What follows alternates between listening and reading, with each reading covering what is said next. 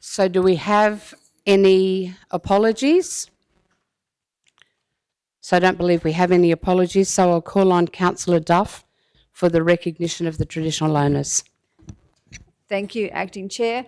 I'd like to acknowledge country and the land where we meet this morning, the Waka land, and acknowledge the elders both past, present and emerging. Thank you. Thank you, Councillor Duff. Do we have any declarations of interest at this time?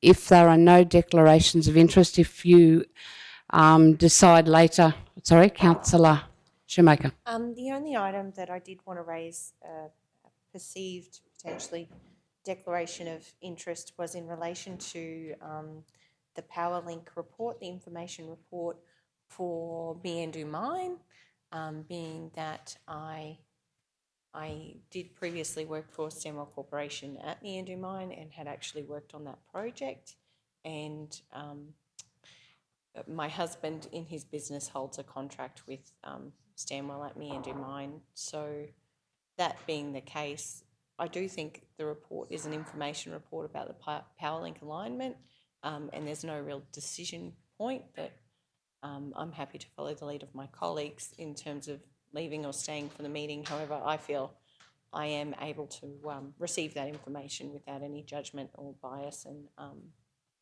but I'm happy to declare that conflict and allow my colleagues to make that decision whether I should stay or go. Okay, so probably if we will, the councillors will vote on whether we believe Councillor Shoemaker has a conflict. Thank you.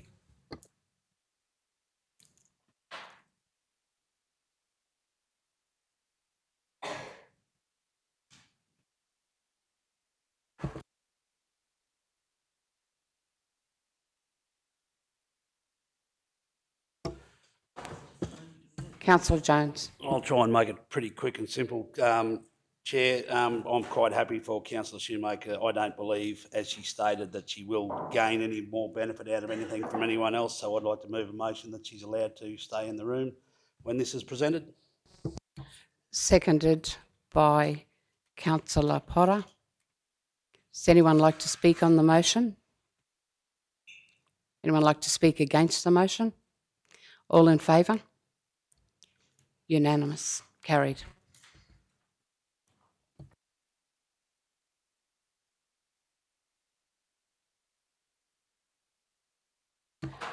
So we have Mr. Holden is here to present a petition or a talk to us.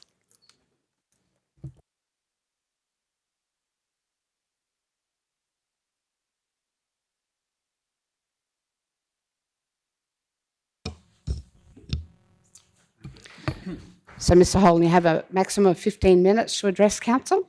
Terrific, Thank you. Okay, thank you, members of the council and members of the public that have come here to listen, and also the executive committee that has approved my application to speak. To be honest, I didn't think I would be given the opportunity to speak. My subject is on 5G, electromagnetic radiation, and the health hazards associated with that. And I figured by this time you'd all have your minds made up, and this is just going to be, yeah. So anyway, thank you very much for having me to speak. I'm here not for myself. I've had my 70 years and 10 on earth here. My concerns are for the younger generation, those who are younger, I guess, than the 70 years and 10 that I have, to warn and protect about the dangers of 5G. Believe me, 5G radiation is worse than what you've probably been led to believe. My experience with electromagnetic radiation was with the radio communications branch of Telstra, known as NDC.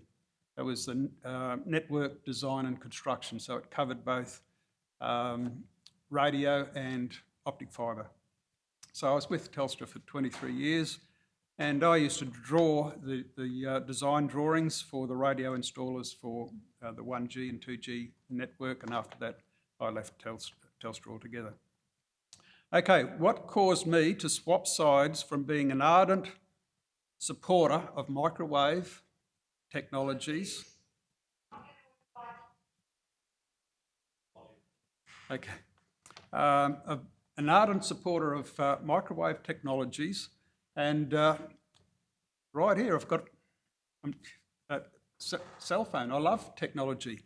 I was one of the first, go out and I would have been a supporter of getting these 5G towers all over the place. I was totally for it. So what made me swap sides? There was three occasions, three events that one after the other eventually made me decide, hey, this is wrong. We need to do some changes about this, and I'll tell you about that, and I'll go through a little bit of history about microwaves, and then I'll highlight the three events that made me change my mind. Okay, scientists do not always get it right when they proclaim a new product to be safe and effective. And I'll give you three examples: DDT, thalidomide, and X-rays.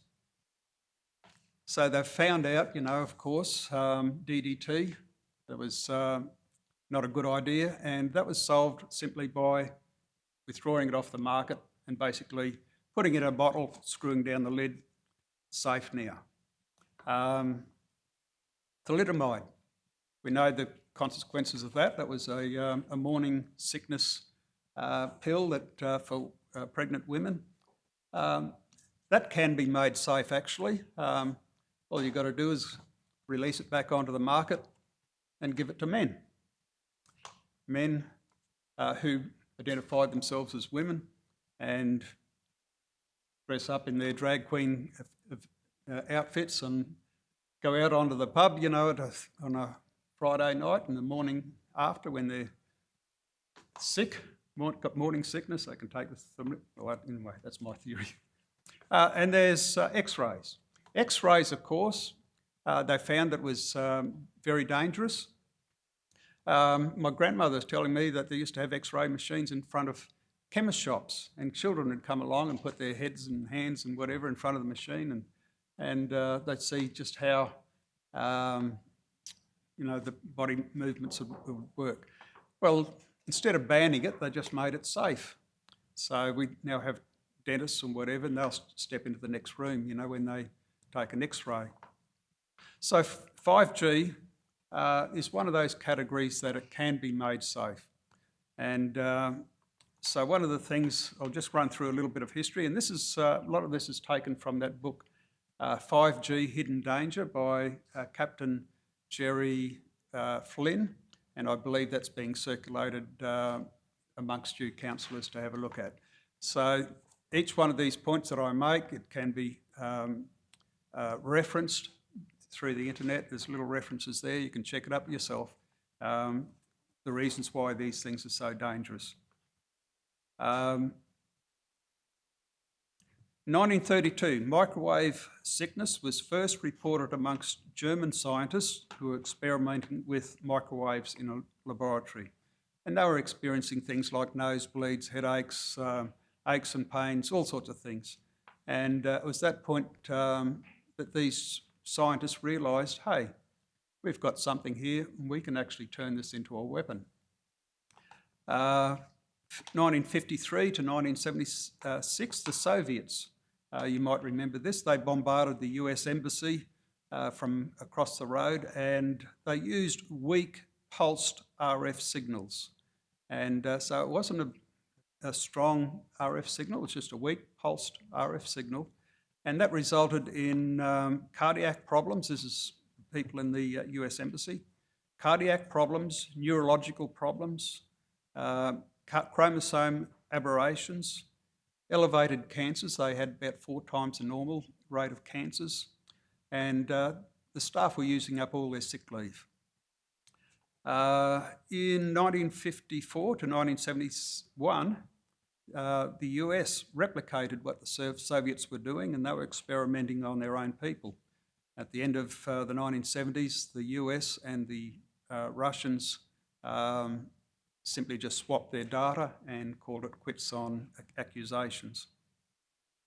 In 1966, the Five Eyes nations adopted what they call a thermal-only test to see whether or not radiation exposure was safe or not. And the test that they used little dummy heads about the same size as a skull, filled it up with water, had a RF emitter about, I think it was 10 millimetres away from the dummy head, and they exposed the radiation for 6 minutes, and if it heated up by more than 1 degree centigrade, it was considered to be unsafe, and it was less than 1 degree.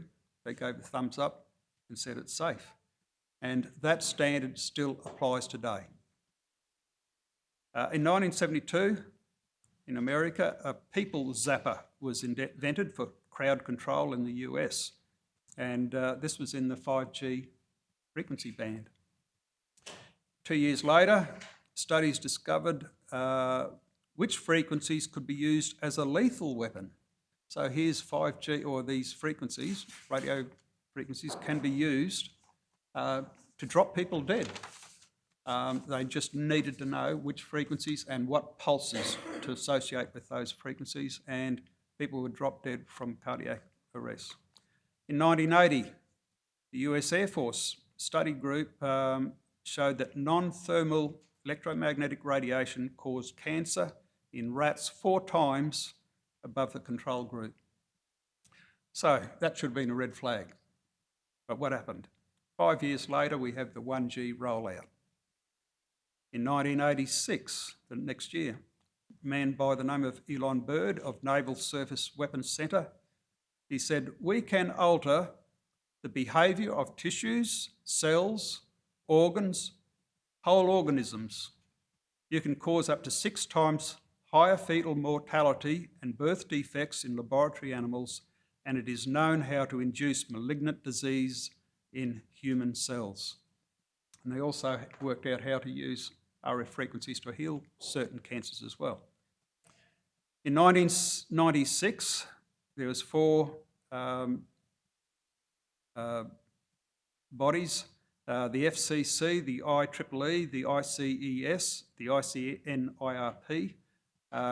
They're meant to protect or set the standards of protection for the community. They all colluded together to exclude pulsed radiation in its effects on human life. They excluded it. Why? They knew why. I think they may have been bought, perhaps, goodness knows. So here's the first one that was a red flag for me. In 2006, the ABC staff at Toowong had to evacuate the building after 17 women got breast cancer, and some of them died. And so they evacuated the building. The technicians went in to work out why. Why is this 17? That's a lot of women getting breast cancer. And I knew that building. I drove past it a number of times, and that building had microwave dishes up and down the side of the building, antennas all over the top of it.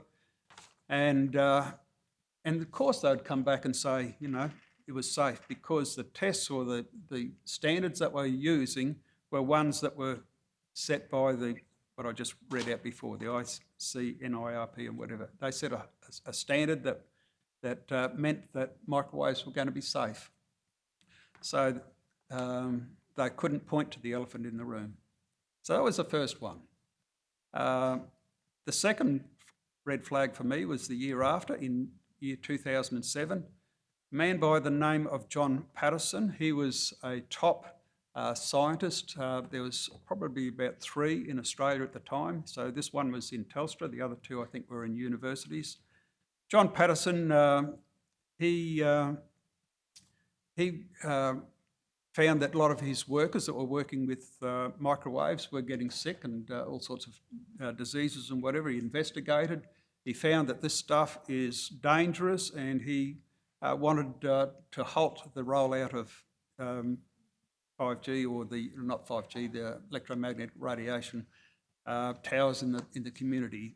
He sent the reports to his boss.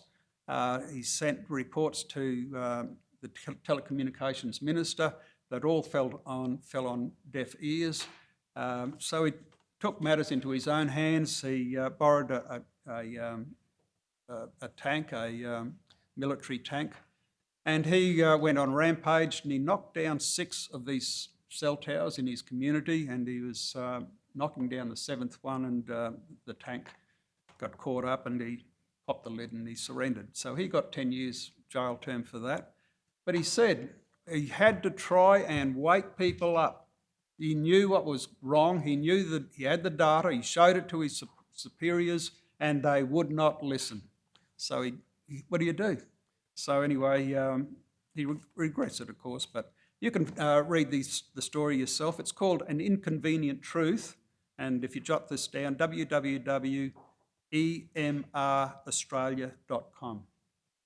www.emraustralia.com, An Inconvenient Truth. It gives a story there and a little bit of a clip of him going down the road with his army tank and the police following along behind.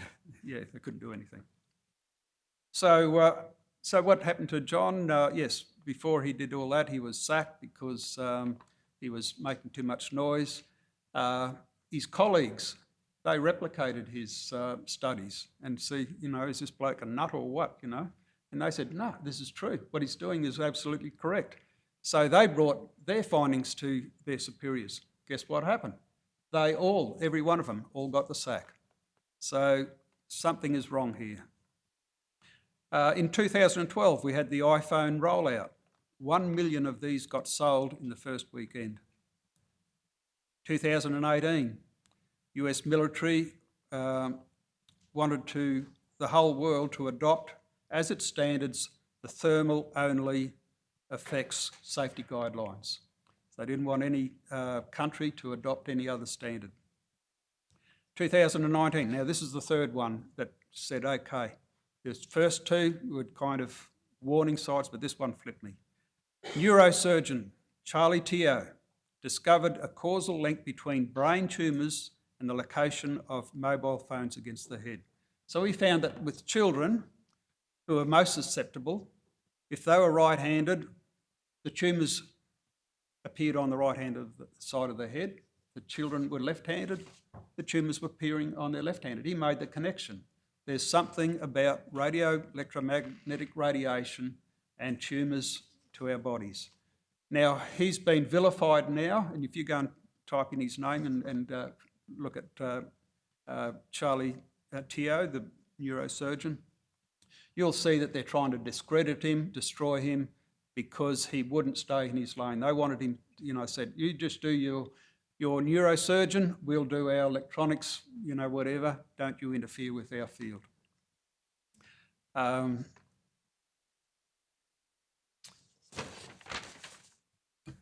John, I'm going to have to, your 15 minutes are up, so I'm going to, sorry, 5 minutes, 15. What was it? 15, sorry, your 15 minutes are up. Okay. Thank can you. Can I conclude with my finishings? No,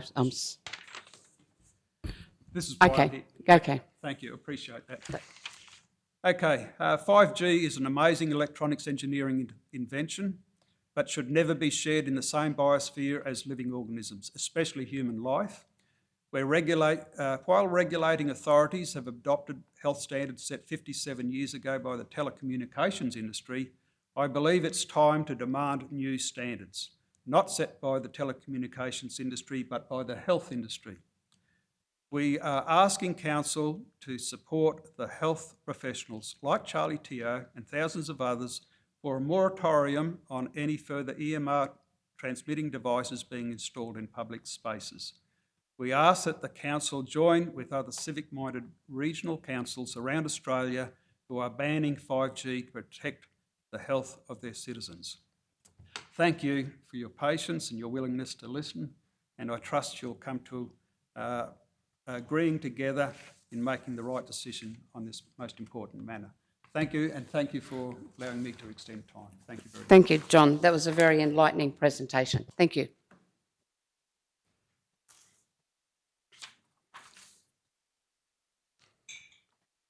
Moving forward, the minutes, the previous minutes.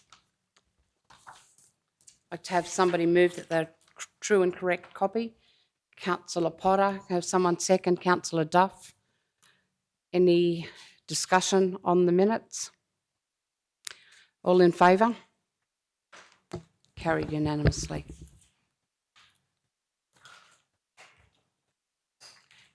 Councillor Potter. Yeah, thank you, Madam Chair. In light of the people in the chambers, I was wondering if it's possible that we move item number 13.4, which is the telecommunications tower, to now, please.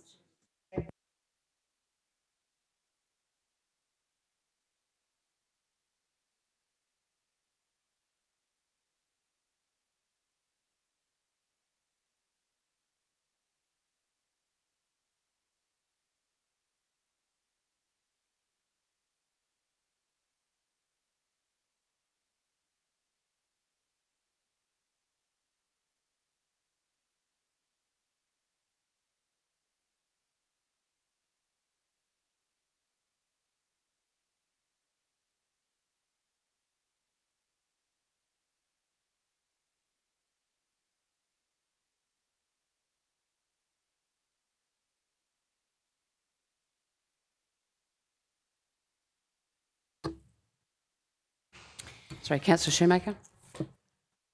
Would Councillor Potter like to speak first? No? Okay. In summary, the report concludes the type of telecommunication technology rolled out across the country is not a decision for Council. It is the responsibility of the federal government. The deployment of telecommunications technology is strictly in accordance with the Federal Industry Code C564/2020 mobile phone base station deployment. In the instances where a development application is required, the Council receives advice relating to its planning scheme, and I understand an electromagnetic energy report is prepared by an expert according to the methodology developed by the Australian Radiation Protection and Nuclear Safety Agency, ARPNSA. Who am I to challenge their work? But what I understand is that this agency dictates the limits of exposure that all radio installations, including wireless base stations and small cells, must comply with to protect people of all ages, and particularly those with medical conditions. So let me be clear. Council does not set, influence or dictate this process. Tell me, those sitting in the chamber, do you have a mobile phone in your pocket, in your bag, on your person? Some of us, like me, actually carry two. If someone, God forbid, was to have a heart attack right now, I would think we would all have a mobile phone to dial an ambulance. Right here, right now, we have a signal, and we are fortunate we could call an ambulance and hopefully save that person's life. But if you live in the Bowie Range and the Coolabunnya Valley and many other black spots across our region, I can assure you, you may not be so lucky. Did you know that the teachers at Coolabunnya State School cannot rely on a mobile phone during an ordinary school day? They carry walkie-talkies, and if there was an emergency, there would clearly be a lag in the time taken to phone for help. That's 104 children we could be putting at risk by declining a federal government investment and upgrade of telecommunications technology in the area. Not to mention the many residents who live there, some who have been in tears because they cannot use or rely on their mobile phone at home. Some have elderly parents with medical conditions that require a mobile signal for their wearable personal alarm. Wearable technology like this means their partner may be able to go to the store, someone's parents may be able to live in their home a little while longer. It's peace of mind for local families, but these life-saving devices will not work without a mobile phone signal. For many in our region, these are not an option. In a conversation I had with an objector, she said, well, why don't those residents have a landline instead? I asked, how is that fair? Do you all have a landline, or do you carry a mobile phone? And do you know the federal government is working its way across the country to replace the historic copper string we all once had running into our homes? It was once state-of-the-art technology, but after years of floods and drought and time in the ground, this dinosaur network is deemed obsolete and not reliable. How can I ask others to rely on this? I respectfully ask the objectors to 5G, do you live, spend all of your time and money solely in the South Bennett? Do you not travel to other towns or places for goods and services or appointments or to visit family and friends? If you do, what do you do when you go into other communities that have 5G connectivity? I ask you this because you have walked the streets of my division, harassed my constituents, asked them to deny technology, scared them with scare tactics, and the reality is many of them have reached out with a genuine desire for me to ask you to stop. You're entitled to your view. We live in a free country and we are all entitled to a view. But to say that your view is more important, true, and relevant than others, I ask, have you conducted studies, research, worked in the field, made phone calls, sought more information, or do you just declare that your view must be right because it's your view? The reality is that if you live in our great country, you can express your view, and I'm sure I'll receive more emails from you and read more comments online that you will make about me and the statements I make today. And that's okay, because you live in an area with connectivity and telecommunications, so you can do these things with ease. Interestingly, if you got in your car and drove a couple of hours, it's likely you'll be in places that have 5G, and you can be assured there's stringent regulatory requirements that the government have adopted to allow this happen. Furthermore, Council's corporate plan was adopted unanimously by this Council. Can I remind my colleagues of a key priority of the strategy, GR10, whereby we agreed to advocate for enhanced regional digital connectivity and black spots. I quote the Mayor's message, page 3. It says, delivering on these key outcomes for the community will require a close working relationship with both state and federal governments. I shudder at the reputational and relationship damage a casting vote to decline federal government investment in telecommunications technology has caused our region. We all know there are many other black spots that are impacting our residents, our local businesses, schools, major sectors, and agricultural operations. And what does this mean for them? I shudder to think how many tens of thousands, if not hundreds of thousands, of hard-earned ratepayer dollars are being wasted in land court. 828/23 AMP Lytel Pty Ltd versus South Bennett Regional Council against Council's decision, a decision whereby the Mayor had the casting vote to refuse a development application for a development permit for a material change of use telecommunications facility at Redmonds Road. I shudder, as noticed in our agenda, we've already exceeded our budget for legal advice this year at $160,000 of ratepayer funds. What will the budget blowouts be because of this casting vote? How will our ratepayers be picking up the cost? I shudder to think what this means for our region when on the 1st of July 2024, the 3G network gets turned off. I understand it will be replicated with 4G. However, if the opportunity exists to upgrade our network, I believe it would be irresponsible of us not to listen to the ratepayers we have all talked to through the creation of our regional development strategies and our corporate plan, who have advocated for Council to work with government to address the black spots and improve connectivity. I've read every email from every objector. I've also read every email from every supporter. I've taken phone calls, and I know there'll be many more, but the reality is, if you're objecting to this, you're wasting mine and your time. I've been elected to do a job, and I cannot deny my responsibilities, which extend much further than your emails and phone calls about something, a 5G technology, which I have no influence over changing the federal government's decision to deploy across this great country. Thank you. Thank you, Councillor Shoemaker.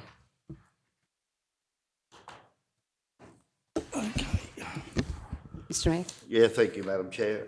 So the purpose of this report was to provide a response to questions that were directed to myself and General Manager O'May when we met with local community members at the tower in Reservoir Street earlier this year.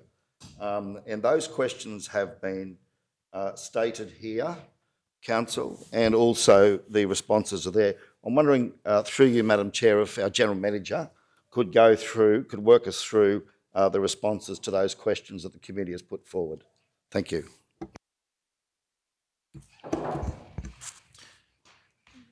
Yeah, through the chair. Yeah, as the Mayor indicated, so there was a public meeting regarding the upgrade of a tower, and there were a number of questions raised. So we have just brought them here to table with Council. a number of the questions, so say, yeah, I can just run through a few of the questions. So from a planning and an operational point of view, we've answered some of the questions, basically stating what the legislation are. There are a number of questions that we have just left because they relate to the policy decision of council. So, yeah, I think if you want to discuss those through later. But first question, basically, does the council take, and I won't read through these, the report's been provided. So the first question, do council take independent studies looking at these activities? Basically, in the short answer is that we don't. There is a federal regulator that regulates this, so we don't invest council money second guessing the federal regulator. So we do request, we get the EME reports that indicate the level of frequency provided. So short answer for that. Concerns, the next question, concerns raised about the use of land for something that comes onto the land. I think this one was really around similar. We don't do independent assessments. I think I talked about this one was where I talked about if it's a planning matter, a land use matter. So at the moment we have two different situations. We have a new tower being proposed on a virgin site where there isn't any telecommunication towers, so that is a land use issue. They are changing from rural to telecommunication, so that's why that one goes through the planning process. The second site is an upgrade from a 4G to a 5G tower, so because there is already telecommunications, that land use has been established previously on that site. The upgrade of technology doesn't trigger any land use considerations and planning, so that's where that is regulated separately, with which council doesn't have jurisdiction over.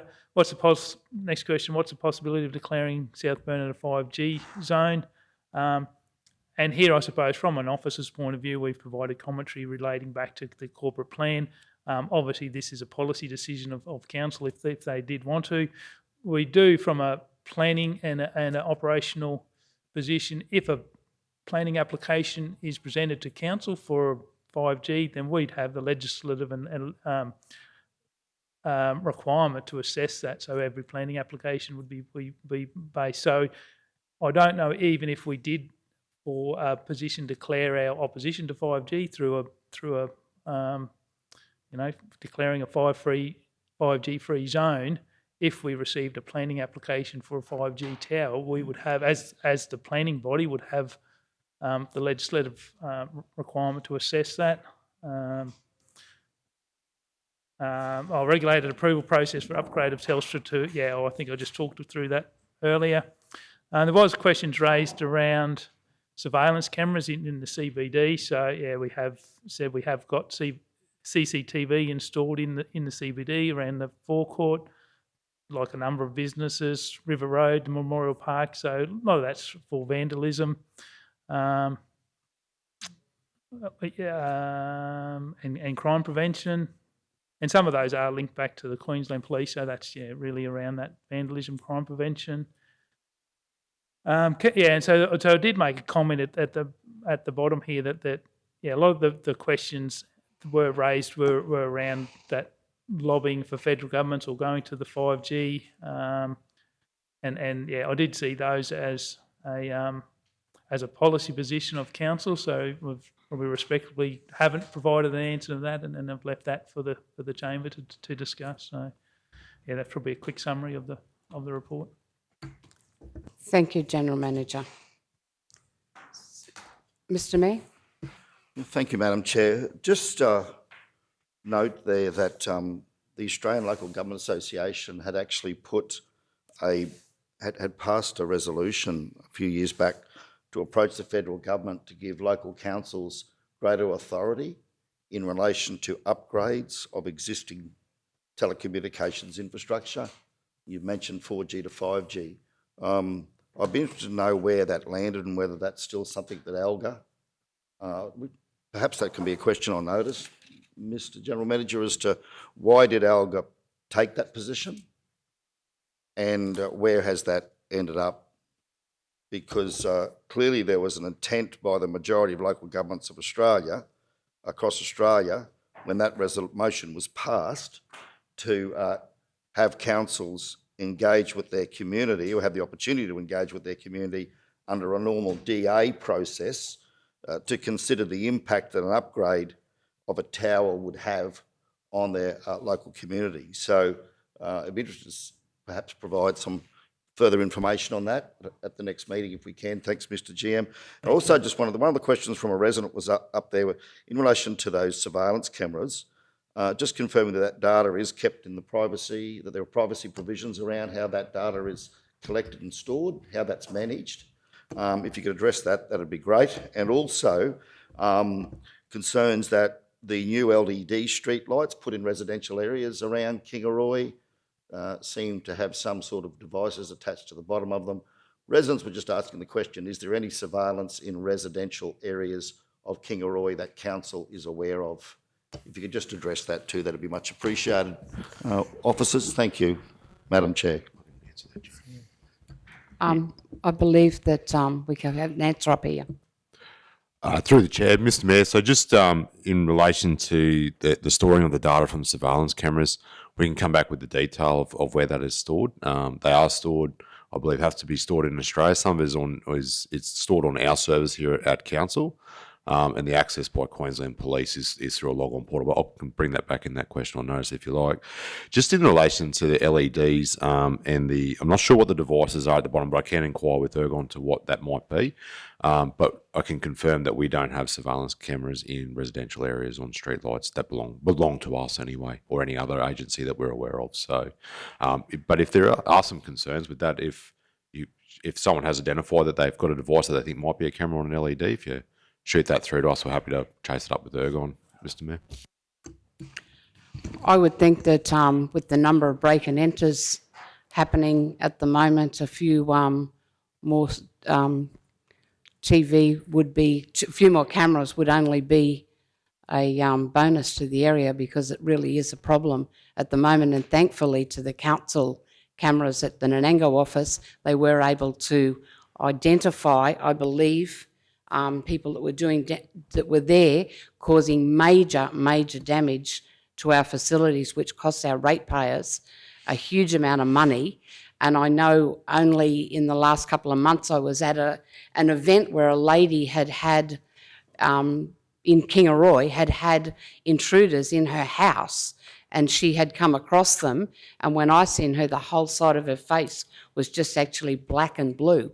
I mean, really, the more people we've got looking out for one another in our community at the moment can only be a positive.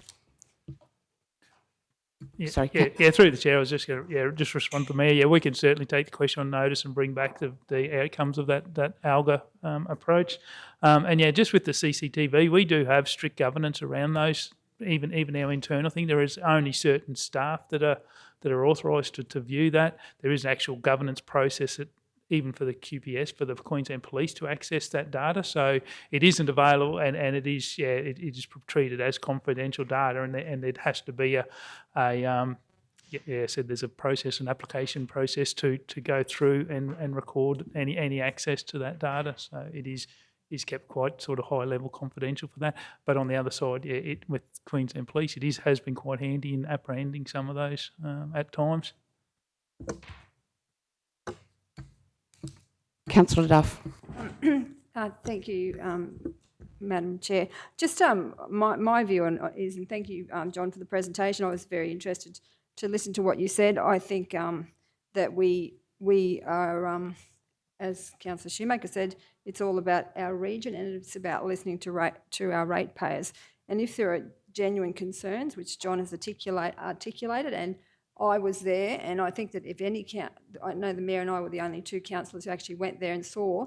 I think it was the best part of 100 people standing in the rain with umbrellas, pleading against this option for a 5G tower in a residential area when there were other options to have that tower somewhere else. I think that if we talk about listening to our ratepayers, every ratepayer, to me, ticks a box. We should listen to all ratepayers, not just the ones that suit us, that are saying what we want to hear or that make it easier to make decisions. I think that what John has said is worthy of us listening to. He's obviously works with Telstra. He's got concerns. My concern was more it wasn't also just about the 5G tower. It was more about the mental health issues of those people who lived there and believed that it could be an issue. So to me, I'm not sorry that I made that decision. I believe that in the interest of those people in that street and those people who genuinely believed that there was an issue, that was my decision.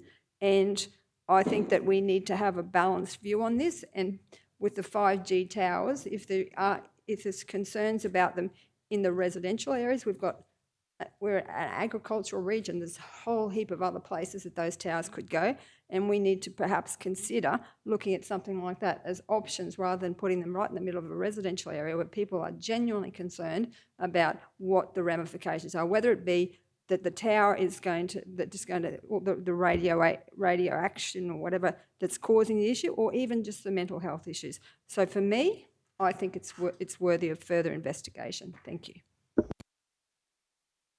Thank you, Councillor Duff. I believe that at that first meeting, I know I attended that meeting, and I believe that Councillor Jones was also at that meeting, the other councillors declaring a conflict of interest.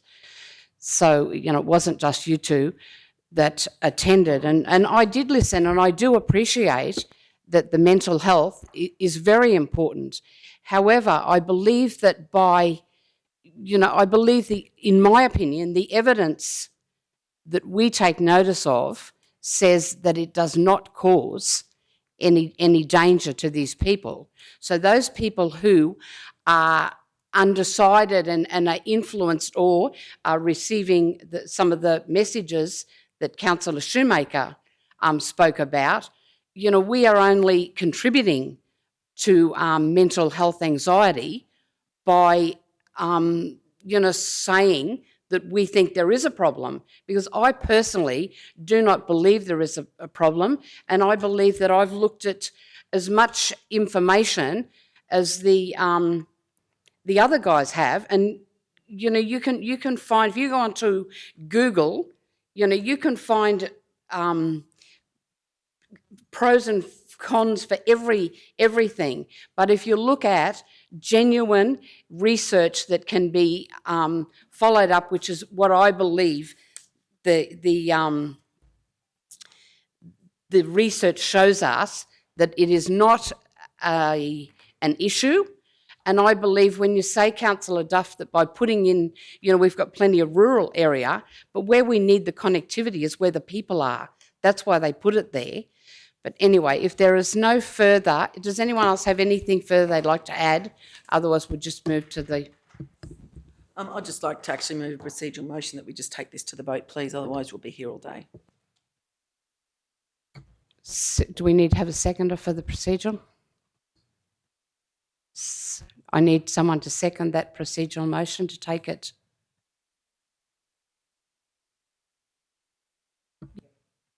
Councillor seconded. So to the vote.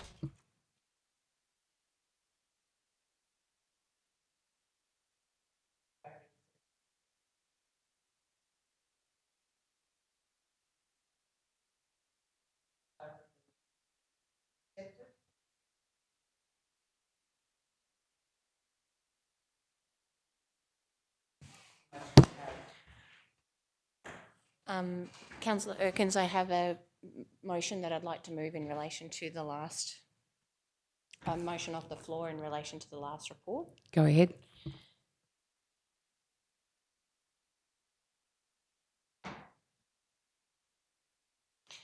That the committee recommends to council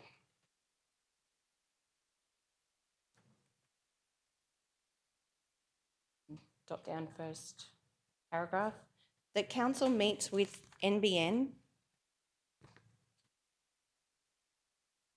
and the relevant telcos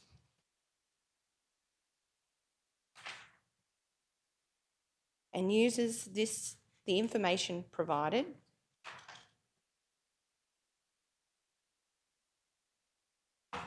to develop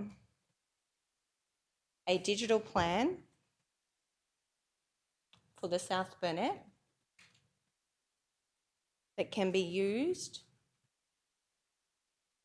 as an advocacy document for the Mayor and councillors to take to the ALGA, Australian Local Government Association Assembly, and the ministerial meetings scheduled in Canberra later this year. Second point, the purpose of this plan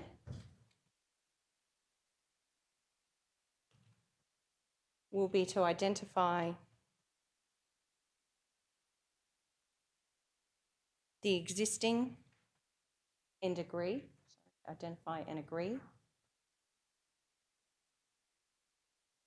on the existing black spots and seek to leverage the next rounds of federal funding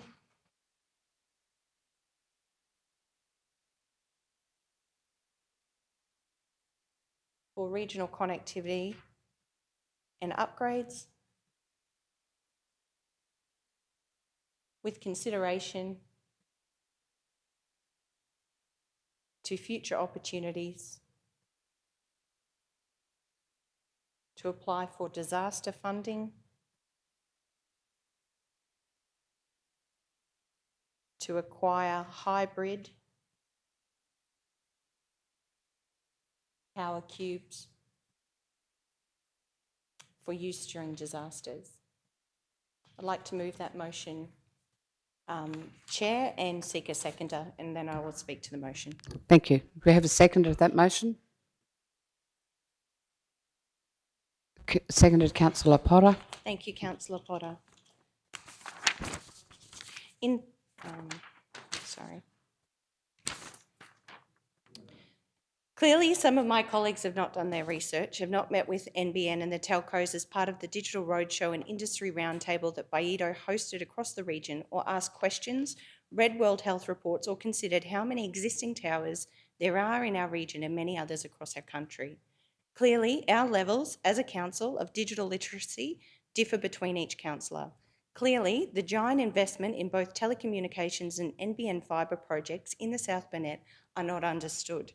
In a statement released by Telstra, I read, "It is now the South Burnett's time to enjoy faster speeds and higher capacity," that they welcome community feedback and had notified nearby residents and businesses about their plans, that they reviewed all matters that were raised in submissions by locals as part of this process, that they take their responsibilities regarding the health and safety of their customers and the community very seriously, that they acknowledge that some people are genuinely concerned about the possible health effects from electromagnetic energy and were committed to addressing those concerns responsibly, that they rely on scientific advice not only from experts but also from international researchers at places such as the World Health Organization, and that 5G is similar to both 4G and 3G when it comes to EME levels, and both these technologies have been in operation across Australia for many years.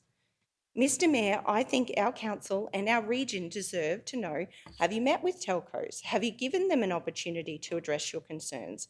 Have you met with NBN? Are you aware of the $750 million investment in fixed wireless technology by the Australian government and the extensive upgrades being offered in fibre connections? How this will deliver faster speeds to homes and businesses across our region in every town? Are you aware that every population centre in the South Burnett that has a fibre connection now will be getting upgraded? Are you aware that Proston is the only town on fixed wireless connection which will also be upgraded? Are you aware that anyone in the Kingaroy CBD can now access Enterprise Ethernet, and that some businesses such as ONF and Queensland Transport already are? I feel some of the statements that have been made by our council and you, Mr Mayor, as spokesman for our region, have disadvantaged our region and our ability to leverage the government's investment in digital infrastructure. It's clear you have not taken up these opportunities for briefings about the government's investment in telecommunications and fibre connection upgrades. I know this because you have not been at the table when such meetings have taken place, and you have not accepted invitations to meet that have been made by local representatives. Regardless of each of our personal views, we took an oath to serve our region faithfully and impartially and to consider all information and to do our best to make informed decisions to the best of our judgment and ability. We need the kind of leadership that listens to all views and works together to resolve the concerns raised. Instead, we seem to be creating fear and listen only to the loudest voices, and quite frankly, our region is being laughed at because of this decision.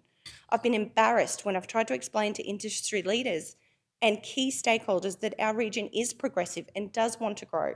I feel the comments made are risking relationships with government and investment that would actually progress our region, and something needs to be done. I commend this motion to the Chamber because clearly we have a lot of work to do in developing a digital plan and repairing the relationships that would actually see outcomes for our residents, not pander to those few loud voices who should be taking their concerns to their federal members, not their local councillors, who have no influence over what technology type our Prime Minister and his government choose to adopt, regulate and invest in across the nation. Thank you, Chair.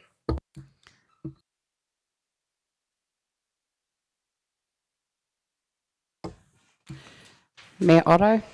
Yeah, thank you, Madam Chair. Thank you, Councillor Shoemaker. I seem to have been a target of yours for some time. And today it continues. So here we go again. To answer your questions, Councillor, yes, I am aware of all the things that you stated, and yes, I have read all of the documents issued by NBN Co, and yes, I have released media statements asking the government to not just roll out NBN Co infrastructure to Kingaroy, but to all of the communities across the South Burnett. Now, in response to my media statements and calls for that to happen, we have seen exactly that happen.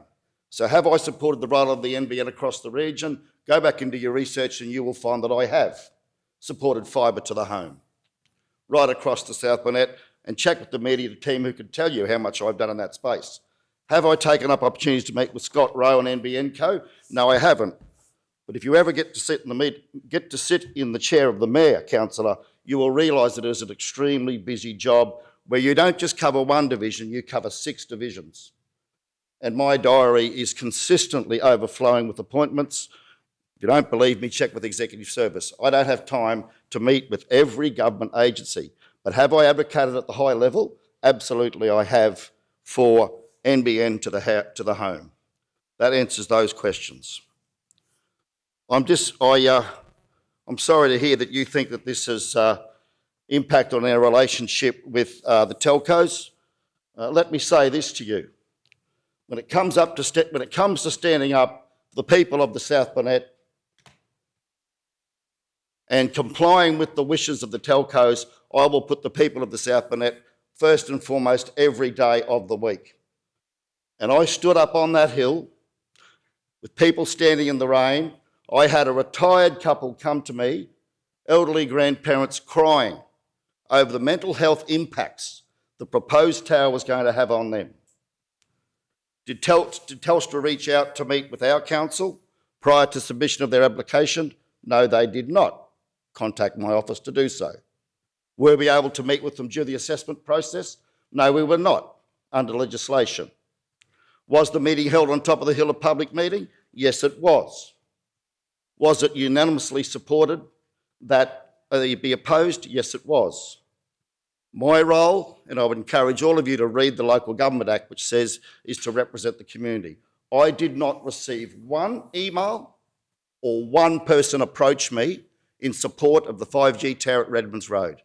And I'll put my hand on the Bible and say that under oath. Not one. Not one.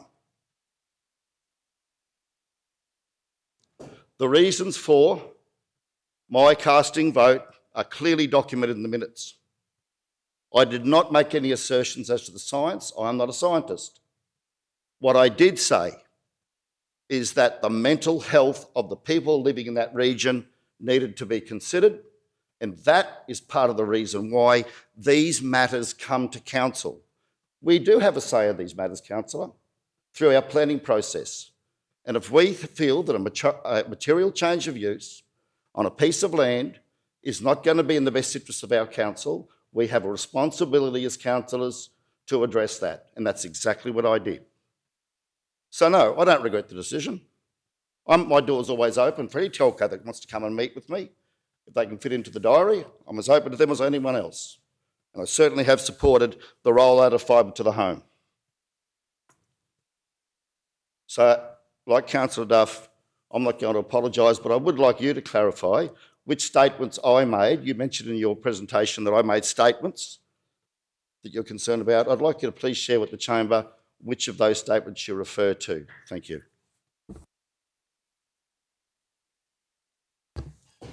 Mr. Mayor, I'd be happy to meet with you to discuss that. There are a number of statements in your media release, and to quantify, your media release was sent after NBN had actually announced the investment in our region. And I know that because I met with NBN, but let me assure you, Mr. Mayor, I do not wish to enter into a fight today. I will not play victim. I'm not having a go or targeting you. I'm holding you to account as the Mayor of our region.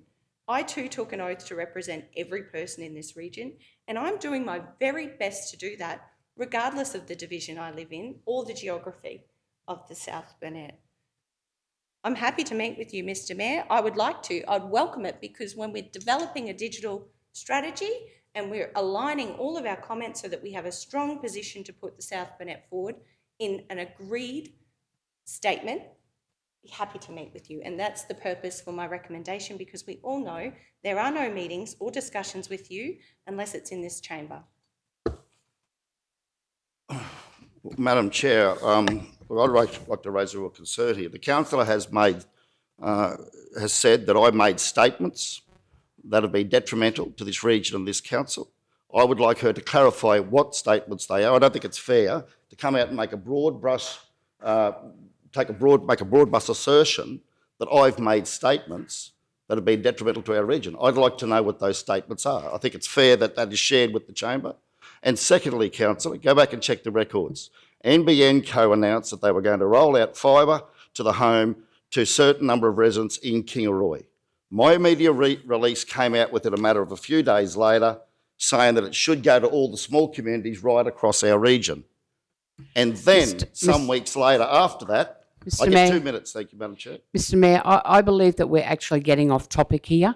So I would like, we can come back, please, to the motion. I think I'm entitled to defend the statements that the council has made in relation to my actions. Now, I did reach out to NBN through the media, to the government, and I'm sorry, but Councillor Shoemaker has misled the chamber. The statement around rolling out fibre to the home, the government release on that was made weeks after my statement. That was absolutely not correct. Thank you, Madam Chair. Is there anyone else that has any discussion they would like on the motion? If not, I will ask Councillor Shoemaker if she would like to sum up, and we'll put the matter to the vote.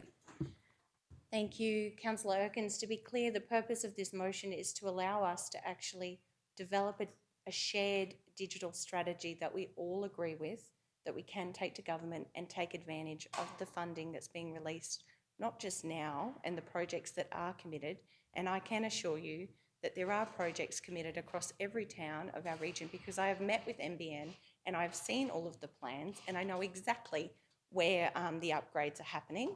I think this is about a much bigger picture around addressing those black spots and really looking at regional connectivity through the lens of how can we put our best foot forward as a region to actually access some funding and develop the infrastructure that we know our region, our community, our businesses absolutely need. Thank you. I commend the motion to the chamber. Thank you. I think it's time to put the motion to the vote. All those in favour? Carried unanimously. So on to the next item on our agenda. My glasses are a bit difficult to...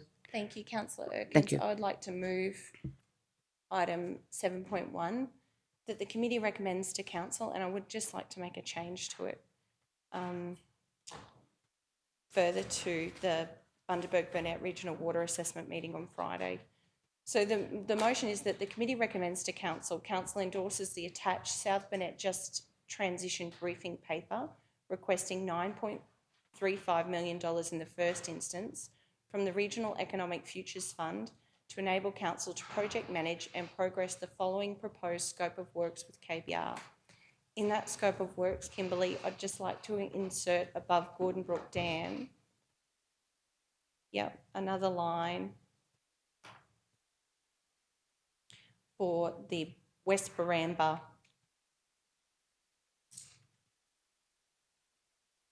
Dams project.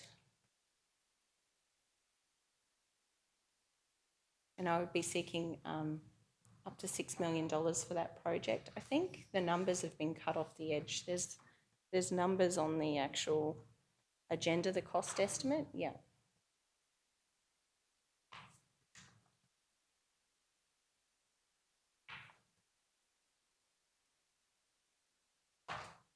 $6 million. West Baramba Dams project business case, a detailed business case. I'll just sort of detail it as that.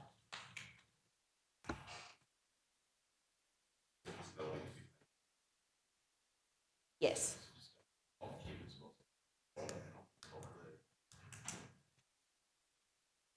Yep. And then as follows in the table, purpose of those funds is to progress the demand and viability assessment of the Bundoomba to Toron pipeline, the Gordon Brook Dam detailed business case, Blackbutt irrigation detailed business case, Gordon Brook Dam targeted environmental assessment, Blackbutt irrigation targeted environmental assessment, Gordon Brook EIS terms of reference, procurement, project management, oversight, contract management and governance, a cost of $1 million and contingency of 10% has been put into those costs. And I've also highlighted there that further projects awaiting funding announcement is the Barlow Weirs project. I understand the federal budget was brought down yesterday, last night. We'll understand more about what we need there, but there is an option to further work in that case if it's not part of the Bundaberg-Burnett Regional Water Assessment. If we go further down, Kim, that arrangements be made to meet in person and present a copy of this briefing paper to the Premier of Queensland, Anastasia Palaszczuk, Deputy Premier Honorary Dr. Stephen Miles, Minister for State Development, Infrastructure, Local Government and Planning, and Mick de Brenny, Minister for Energy, Renewables and Hydrogen, and Minister for Public Works and Procurement. Thank you, Chair, and I'd like to move that motion and seek a seconder. Seconded, Councillor Duff.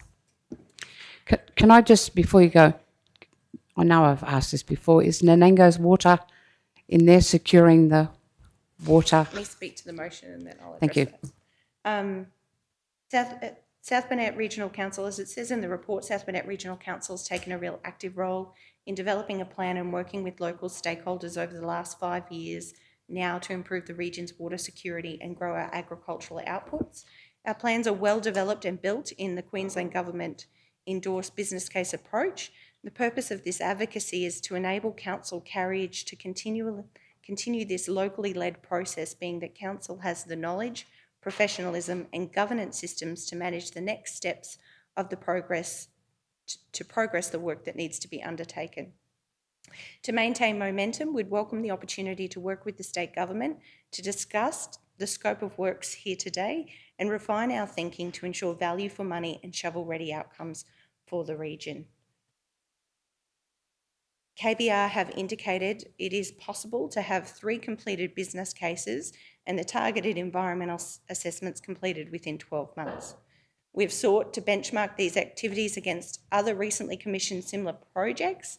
The demand and viability assessment for the Bundoomba pipeline is similar to the investigations that the council has already undertaken for Barlow Weir, Gordon Brook Dam and Blackbutt. These investigations included a demand assessment and then a viability assessment of the specific proposals. The Bundoomba investigation has a similar scope and magnitude.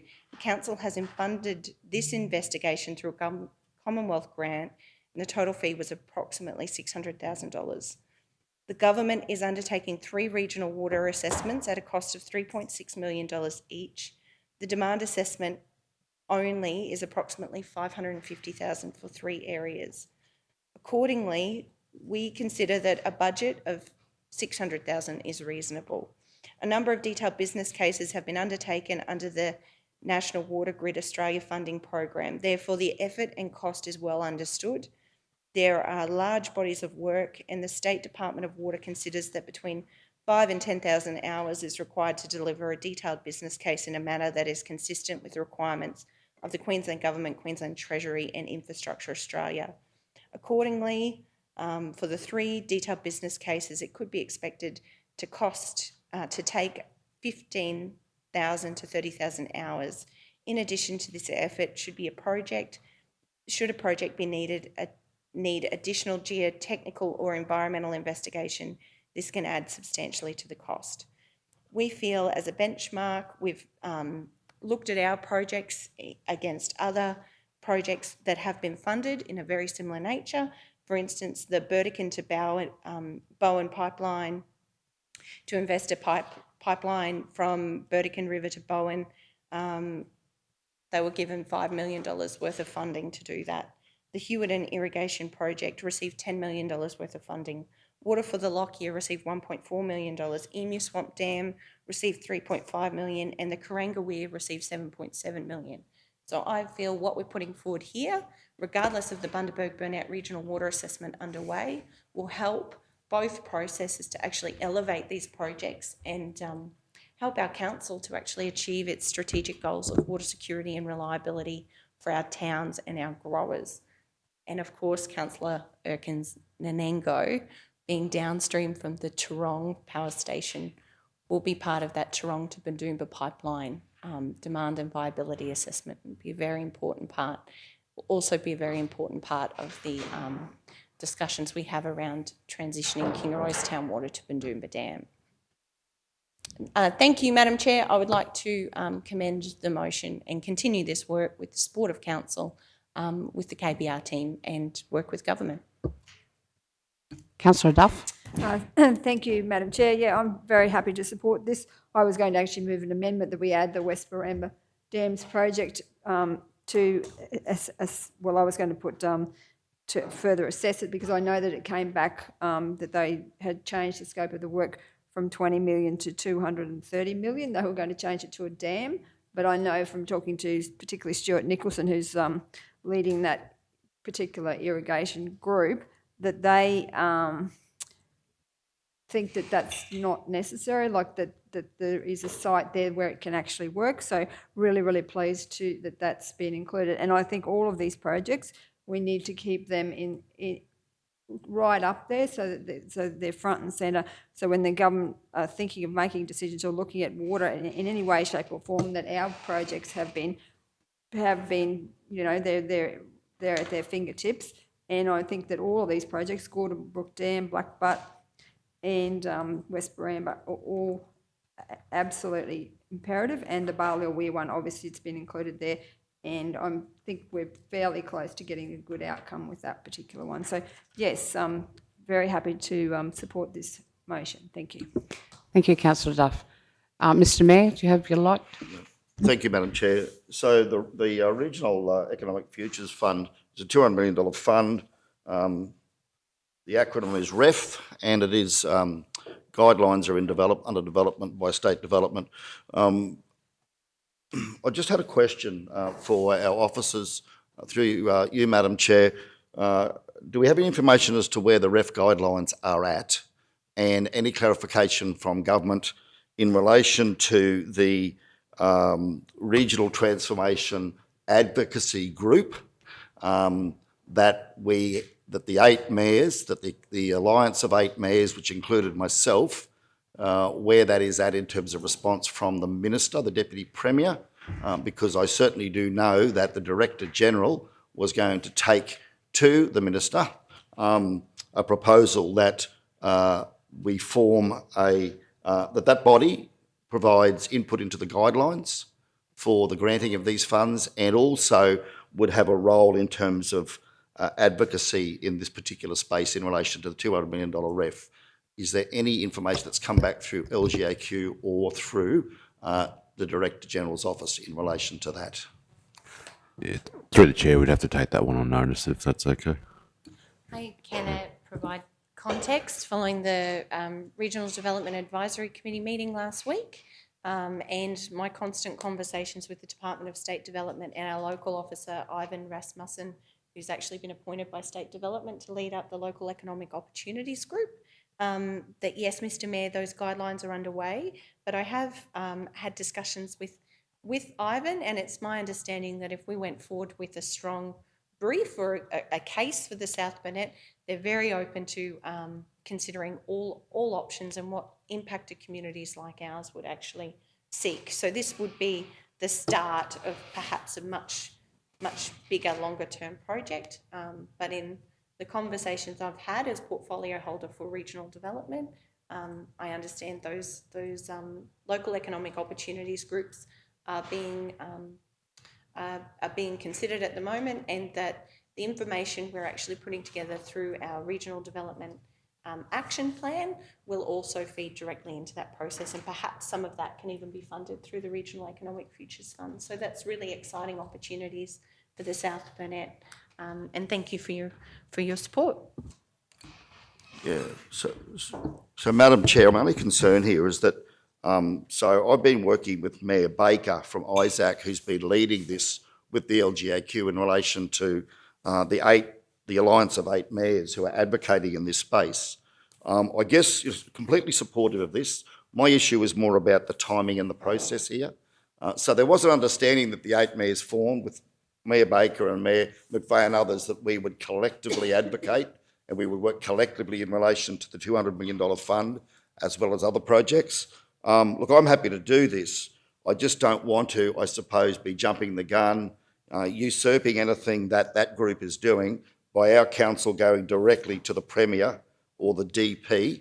I certainly don't want to break down in relationships that have been built with those other mayors in those resource-affected regions. So, look, happy to support it, but I just want to make sure that it's being done in consultation with Mayor Baker, with the LGAQ, so that that alliance of mayors is aware that our council is individually taking this course of action in advance of the guidelines being issued. So certainly happy to support it under those conditions, but I certainly wouldn't want to be meeting with the Premier or the Deputy Premier to present this without making sure that my other mayoral colleagues are aware that this is the path our council is looking to go down. Thank you. Councillor Jones, yeah. I'd appreciate any feedback. Thank you. I'm happy to add a point to the motion because, yeah, certainly I agree, Mayor Otto, that's certainly through my work with the LGAQ has always been a priority. So just perhaps that a briefing be arranged with the LGAQ.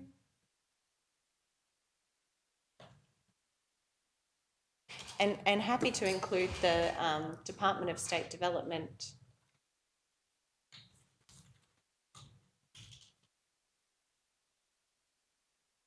So that to discuss the proposal put forward. It is my understanding, and yeah, LGAQ and Department of State Development, our local reps, it is my understanding that that Regional Economic Futures Fund, that we as a region, South Burnett, will be heavily impacted by the transition to renewables. There will be change in our region that they are expecting us to put, the government is expecting us to put forward a strong position around some of the things that we know would make a difference. So I certainly agree. We don't want to burn those relationships. I think it's important we're all talking to each other. Thank you, Councillor Shoemaker. I believe Acting CEO has some advice. Yeah, through the chair, just a question for the councillor. Did you want to increase the contingency based on your increase of $6 million? Only an engineer. Yeah, 100%. So can we just change that to 2.1 million, and then the bottom line would be 15.95. Yep. If you ask once, and just up the top too, Kim. So 2.1, mate, and change the total to 15.95. Mr Mayor, you still have your light on. Did you have something else to... Yes, thank you, Madam Chair. Just in terms of that addition to the motion, I'd like to include Mayor Baker in that. She has been effectively the informal lead in our group, and I think it's appropriate that we consult with her. And look, absolutely, Councillor Shoemaker's right, the government is looking for regions like ours to put forward proposals. However, there was also a clear understanding with Director General Kaiser that that group would work collaboratively and collectively on that. So, we've got Mayor Farrier at Banana, similarly affected. We've got Gladstone, other regions affected. I think it's really important that we're sensitive to those political discussions that are being had in that group that has the support of the department in its advocacy role to Director Generals and to ministers. So I would certainly want to make sure that we have got Mayor Baker on board, that she's had an opportunity to confer with everybody inside the Alliance before we start rolling into the halls of Parliament, putting our requests forward. The other thing is, I'm just wondering if we can take out the word dams on Barlil Weir and just have, sorry, on Baramba West, and just have Baramba West project. Yeah. If we could. Thank you, Madam Chair. So are both Councillor Shoemaker and Councillor Duff happy with those changes? We might put the matter to the vote. All those in favour? Carried unanimously.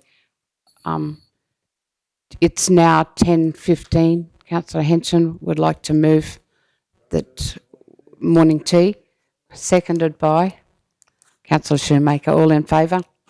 Carried. We'll resume. Okay, Councillor Henson?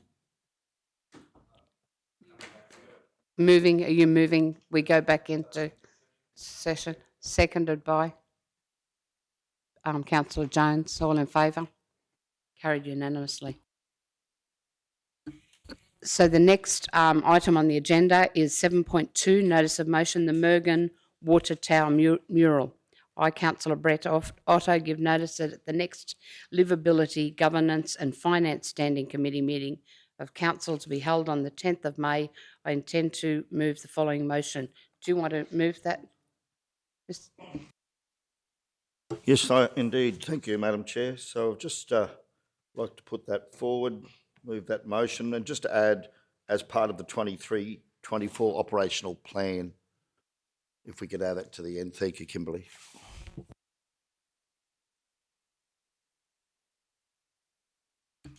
So the motion is that the council engage with the Mergen community, the Mergen Business and Development Association and Stanwell Corporation as to options for the design, painting and funding of a mural on the council water tower on the Bunya Highway on the Western Town entry. And we added as part of the 2023-24 operational plan. Do we have a seconder for the motion? Seconded, Councillor Shoemaker. Do you want to speak to your motion, Mr. Mayor? Yeah, thanks, Madam Chair. It was really just to, I suppose, instigate a conversation with community in Mergen and other potential stakeholders as to the option of putting a mural on that particular water tower. It's very visible. It's on the entry into Mergen, and it's a large asset that lends itself beautifully to this. There's parking where people can pull over and have photos taken without obstructing traffic. And I think as we continue to work through our region and with our arts strategy and our tourism strategy, I think this would certainly complement that. It may be that the community don't want to progress with it, but I think it will at least, I would recommend it as at least starting the conversation, and let's see where it goes. Thank you, Madam Chair. Councillor Potter? Yeah, thank you. Look, I think it'd be great to see something there. We did have a motion put forward to council a couple of years ago. There were a few issues with that one, but look, with the murals in every other town, it's actually not been council led. It's actually been community group led, and that's where I think it probably should work with this one. I think with Councillor Shoemaker and the one in Kingaroy, Councillor Jones helped with the one in Blackbutt. And I think it was just NAPTA that did the work in Nanango, because you've got 25, I think, in Nanango. So my belief is that it probably should be a community group. Of course, it has to come back to council, the final picture, and we have the final say-so. But yeah, I do believe that, maybe Councillor Duff should be involved, but not council-led. Thank you, Chair. Yeah, I 100% agree that it would be wonderful to have a tower there. It is it does belong to the council, so I guess that's why we would have to have a fair bit of say in it. And there was a community group that did have an option for a mural there, which wasn't supported by the community, which was the problem. So yeah, there'd be a bit of sensitivity around that, because it was the chair of the Mergen Business Development Association that was helping to with that particular project. Yeah, I was just wondering whether also it's an option to talk to Stanwell. I don't know whether did Stanwell fund some of the others. Is that? Yeah, they did, and also then maybe look at even other grant options too if we failing Stanwell. But yes, very supportive. Thank you. I think it's a great concept myself, but I don't know that it's council's responsibility to actually fund it or to fundraise for it. But I know for Nanango, when we did the park, so we at that stage we didn't have an incorporated association, but we were auspiced by a community organisation. So we started fundraising for it ourselves, which in my opinion added to the community ownership. Community were very keen.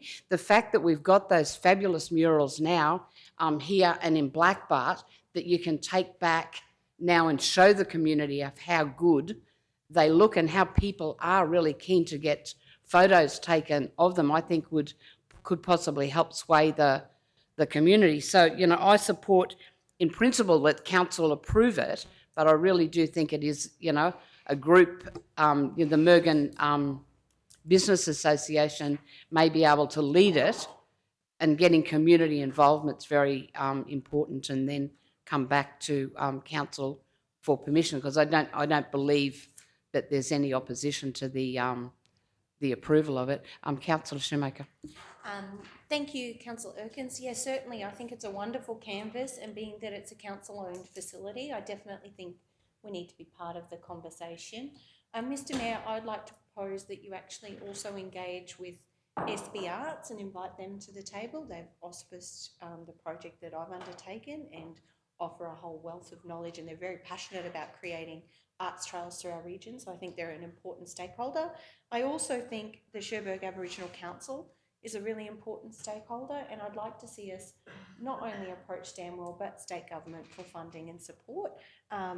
I think now that the Waka Waka people have received determination, native title determination, I think for council to have a canvas like this and to actually share the story of our First Nations people would go a long way in terms of like a key project or activity of our reconciliation plan, or our commitment to last year's NAIDOC theme, which was Heal Our Country. I would like to see us also engage with the Cherbourg Aboriginal Council. I think they are very important stakeholders in that area, and you know, I'd like to see us collaboratively work together to create something that really does share the story of our First Nations people. I'm mindful from the murals that I've done, Stanwell Corporation, Toorong Community Partnership Fund, definitely I was auspiced through South Burnett Arts to paint the Hector Munro Lane, and sought the funding from the Toorong Community Partnership Fund, as I know Councillor Jones did as well. And I know that their funding for, I've actually had other works costed up around the area, which is very exciting, but I know the cost of getting a professional work that's going to last is, you know, potentially for that water tower in the hundreds of thousands of dollars. And I know that because I've also looked at how other councils have used their Works for Queensland funding allocations and spoke with some of the artists to actually get those projects up and running. So I'm not against that either, but I think there's a real collaborative approach to trying to bring our First Nations people and our story, and I think this being a canvas that council owns would be an absolute wonderful opportunity to work with our neighbouring council. And certainly I know since the Waka Waka people have received native title, that's equally as important as a core value of the Stanwell Corporation. So I'm sure they'd welcome an opportunity to be at the table. So they're just some of my suggestions and how I think this might be a really positive and beneficial project for South Burnett. I certainly welcome more street art and murals and sculptures across our region. I know it just brings such a following, and yeah, I think it'll be a great project to be part of. Mayor Otto, you're happy with that in the motion? No, I'm not, Madam Chair. I really was just wanting to start a conversation with the Mergen community in the first instance. I'm happy to take Stanwell out, actually, and just make it engage with the Mergen community rather than identify a specific stakeholder. I know the Mergen community very well. Of course, it's my hometown. My wife is a First Nations woman. I know the Cherbourg Council and many people out there very well. But what I do know about the Mergen community is that they will certainly be, I think, wanting to be the first point of consultation. I really think that we should let the Mergen community decide who they'd like to involve in that process. If they'd like to bring on South Bennett Arts or they'd like to bring in the Cherbourg Council, obviously council will need to be approving whatever's finalised. I'd like to think if they would like to apply for funding that we can support that. But the MBDA have been the lead agency in Mergen in relation to a number of community projects over many years, and I think it's appropriate that we go to them and see where they'd like to go with this in terms of who else they'd like to involve before we make that decision on behalf of their community. Thank you, Madam Chair. Okay, so we're taking out, so the motion now is the council engage with the Mergen community as to options for design, painting and funding of a mural on the council water tower on the Bunya Highway at the western, you just moved that, on the western town entry as part of the 2023-24 operational plan. Councillor Shoemaker, are you happy to leave your... I'm not sure I am, Councillor Erkins. I think it should be a collaborative approach with everyone in the community. I can't really understand why, Mayor Otto, we wouldn't want to work with Cherbourg Aboriginal Council and talk about the real opportunity to maybe, work together better. So, yeah, certainly I respect the opportunity for the Mergen community to, be part of it and lead it. And, I do believe if this was a community-led project, if the Mergen community really wanted this and they were going to do the work and seek the funding and bring back a concept, I'm absolutely supportive of that. But we as a council haven't offered that support to any other town in our community. So, or we haven't actually looked at all of our assets and had that broader picture discussion. And I know in the conversations I've had around arts, it is really important that you're using high quality paint, that you are prepping the surface properly, that you are protecting the image for a long term. And I think there's some of the things that we as a council need to be part of the discussion. And that's why I was really supportive of a collaborative discussion, a collaborative opportunity to work together toward a storyboard for the Mergen community. So I don't You're withdrawing your second? Well, I probably want to understand more, what does the Mergen community mean? Because if that just means the Mergen Business Development Association, well, I believe that would be quite short-sighted in this opportunity. I think it needs to be broader community discussion. And as an arts, I don't think our arts portfolio, we don't have an on-the-ground arts officer who could lead this work. So I'm probably just concerned, I have questions about that, why we wouldn't have a roundtable collaborative discussion. So I'm just going to clarify what the motion actually is. Mr Mayor, the council engage with the Mergen community as to the options for the design, painting and funding of a mural on the council water tower on the Burnett Highway at the western town entry as part of the 2023-24 operational plan. Is that your motion? I still think we should go to the MBDA. I mean, I'm a bit confused here. When we talked about the facade grants, we worked... Sorry, Councillor. Okay, thank you. When we did the facade grants, did we not work with the Chamber of Commerce as the lead organisation on that? Did we hold a round table and bring all the different parties together for that? So can I just, what's the name? So you'd like that... Interrupt me when I'm speaking. Mr Mayor, so you... Behaviour I'm becoming concerned with, Madam Chair. Well, it's not appropriate. Can I just call to, can I please call both to order? Can I just clarify, Mr Mayor, the council engage, you would like to change Mergen community to the Mergen Business Development Association. That I'd like to put to the committee. Thank you, Madam Chair. Yep, and I believe that they are best equipped to determine Okay, can we How have, they would like to move that forward. so, councillor Shoemaker, you withdrawing your seconder? Yes, that's an amendment to the original Okay. motion. Can I call for a seconder for the motion? Councillor Duff, second the motion. That's the original motion, notice of motion that we have up there.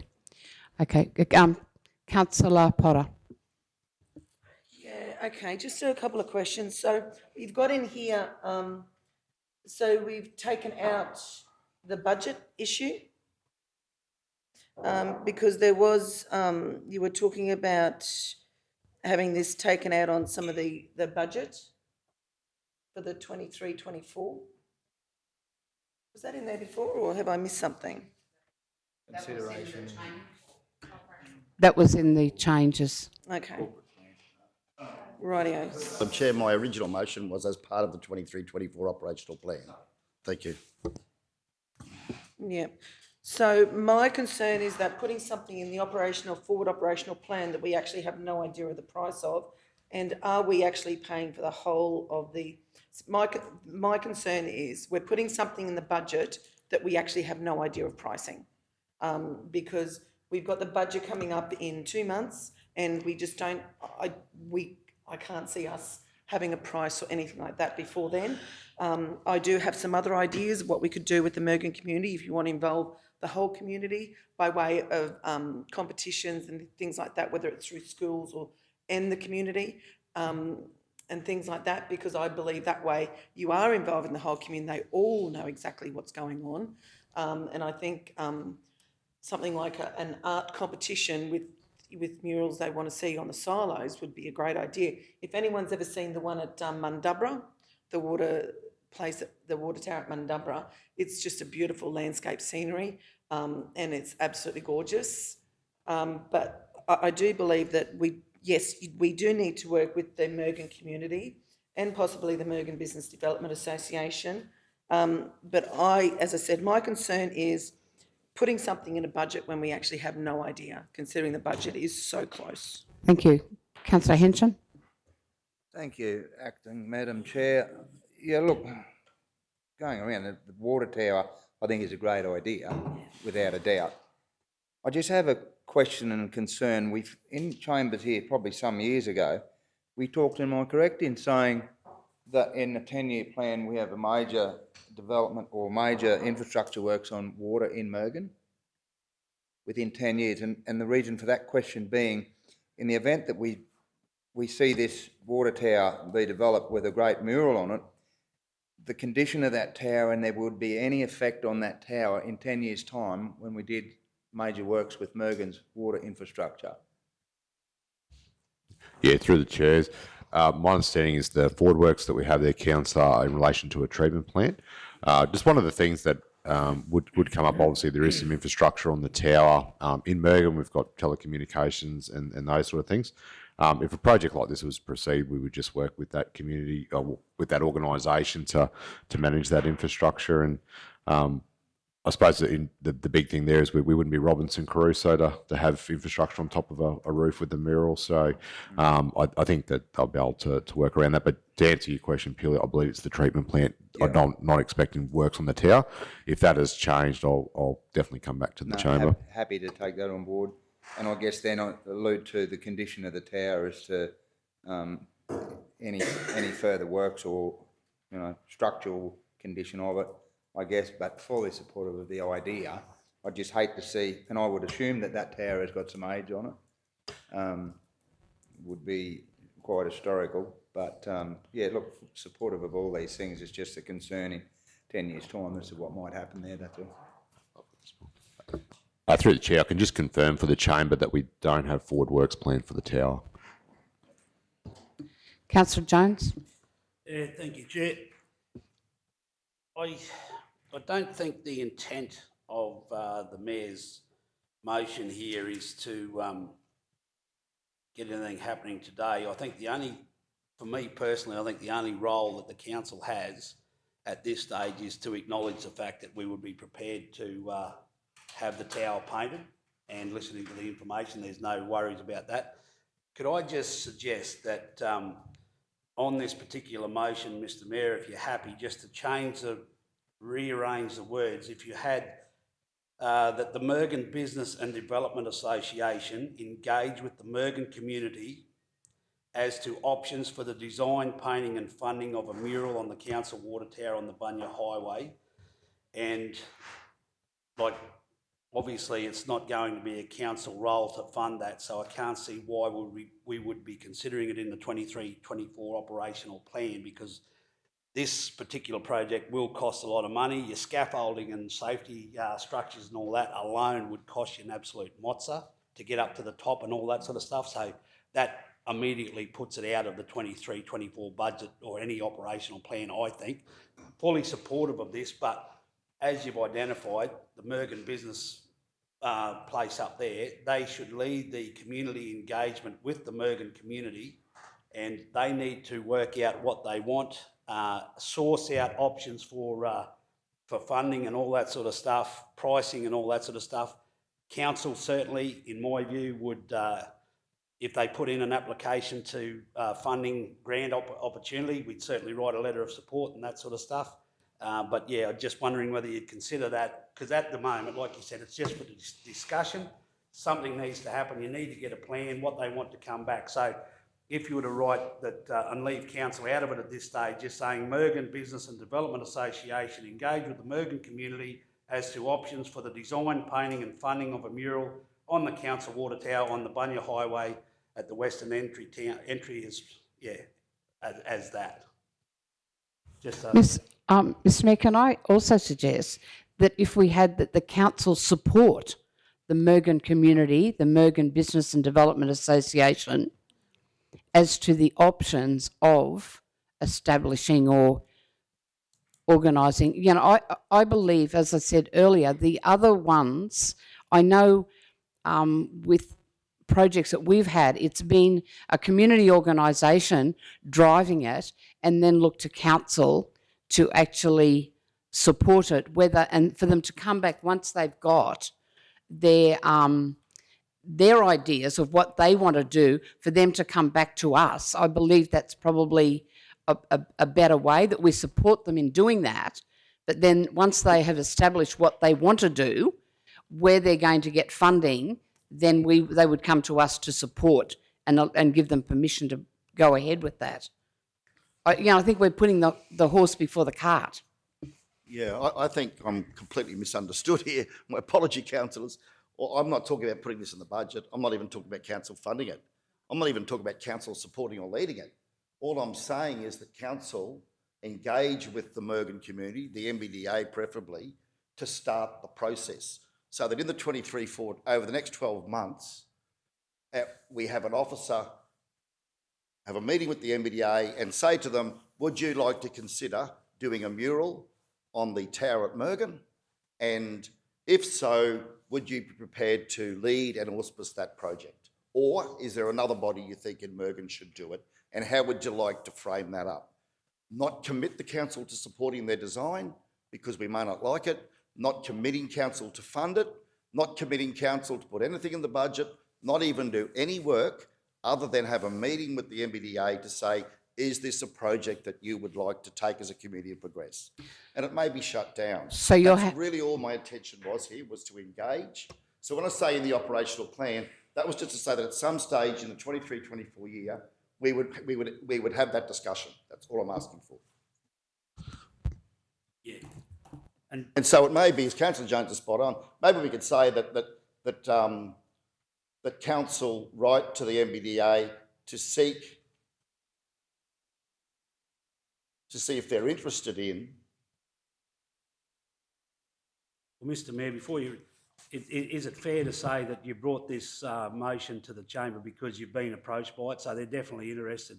We know that they're interested, is that fair? Oh, the Mergen community, members of the Mergen community have raised this with me for some time. To be perfectly honest, what sparked this is that my wife just went to the Stockman's Hall of Fame because her father was part of the Drovers reunion. He's an old drover from Western Queensland. And she was just commenting on how the towers look beautiful as you go out through Augathella and all these places.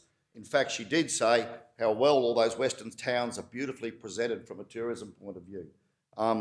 And so I said, well, that's interesting, because I've had a lot of people in Mergen say to me for some time, gee, it's a shame we couldn't do something with that water tower. Look, it might not be feasible. All I wanted to do was just basically kickstart something with the Mergen community that they could then move forward if they wanted to as a community. We would then step back and say, righto, community, off you go. MBDA, whoever leads it does it, not wanting to create work, not wanting to put money in the budget for it whatsoever.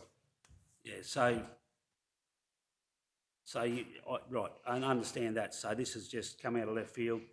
And we had conversation, we know that Leo Garrity and all that, Councillor Duff, we've had conversations about this in the past and funding and all that, and there was a lady that was supposedly going to be an artist that was going to get a grant to do it and all that, and that just fell in a heap.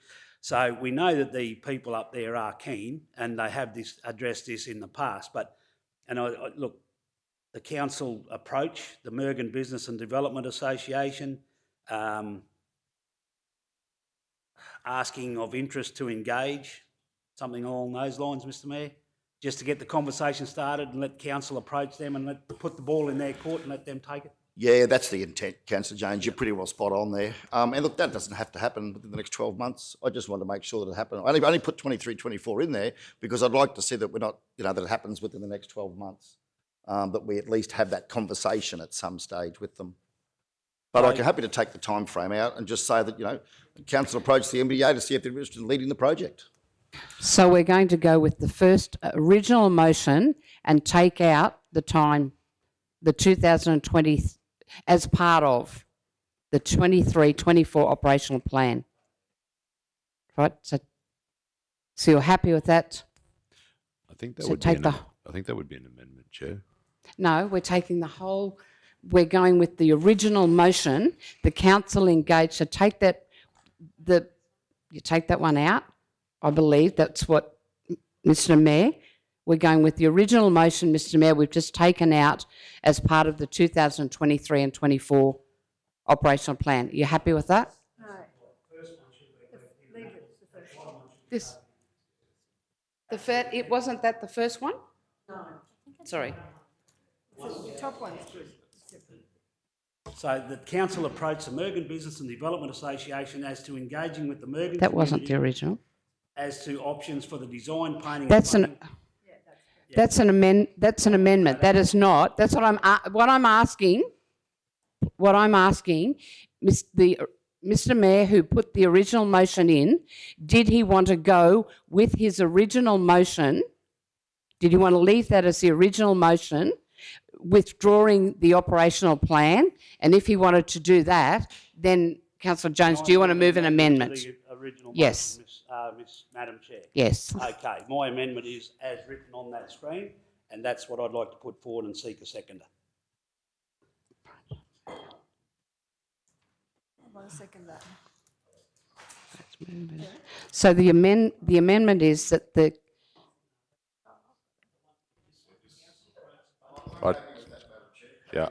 Madam Chair, for a moment. yep, Can we, that Councillor Jones has moved an amendment, we'll just clarify with the Councillor Jones that the amendment is right as presented.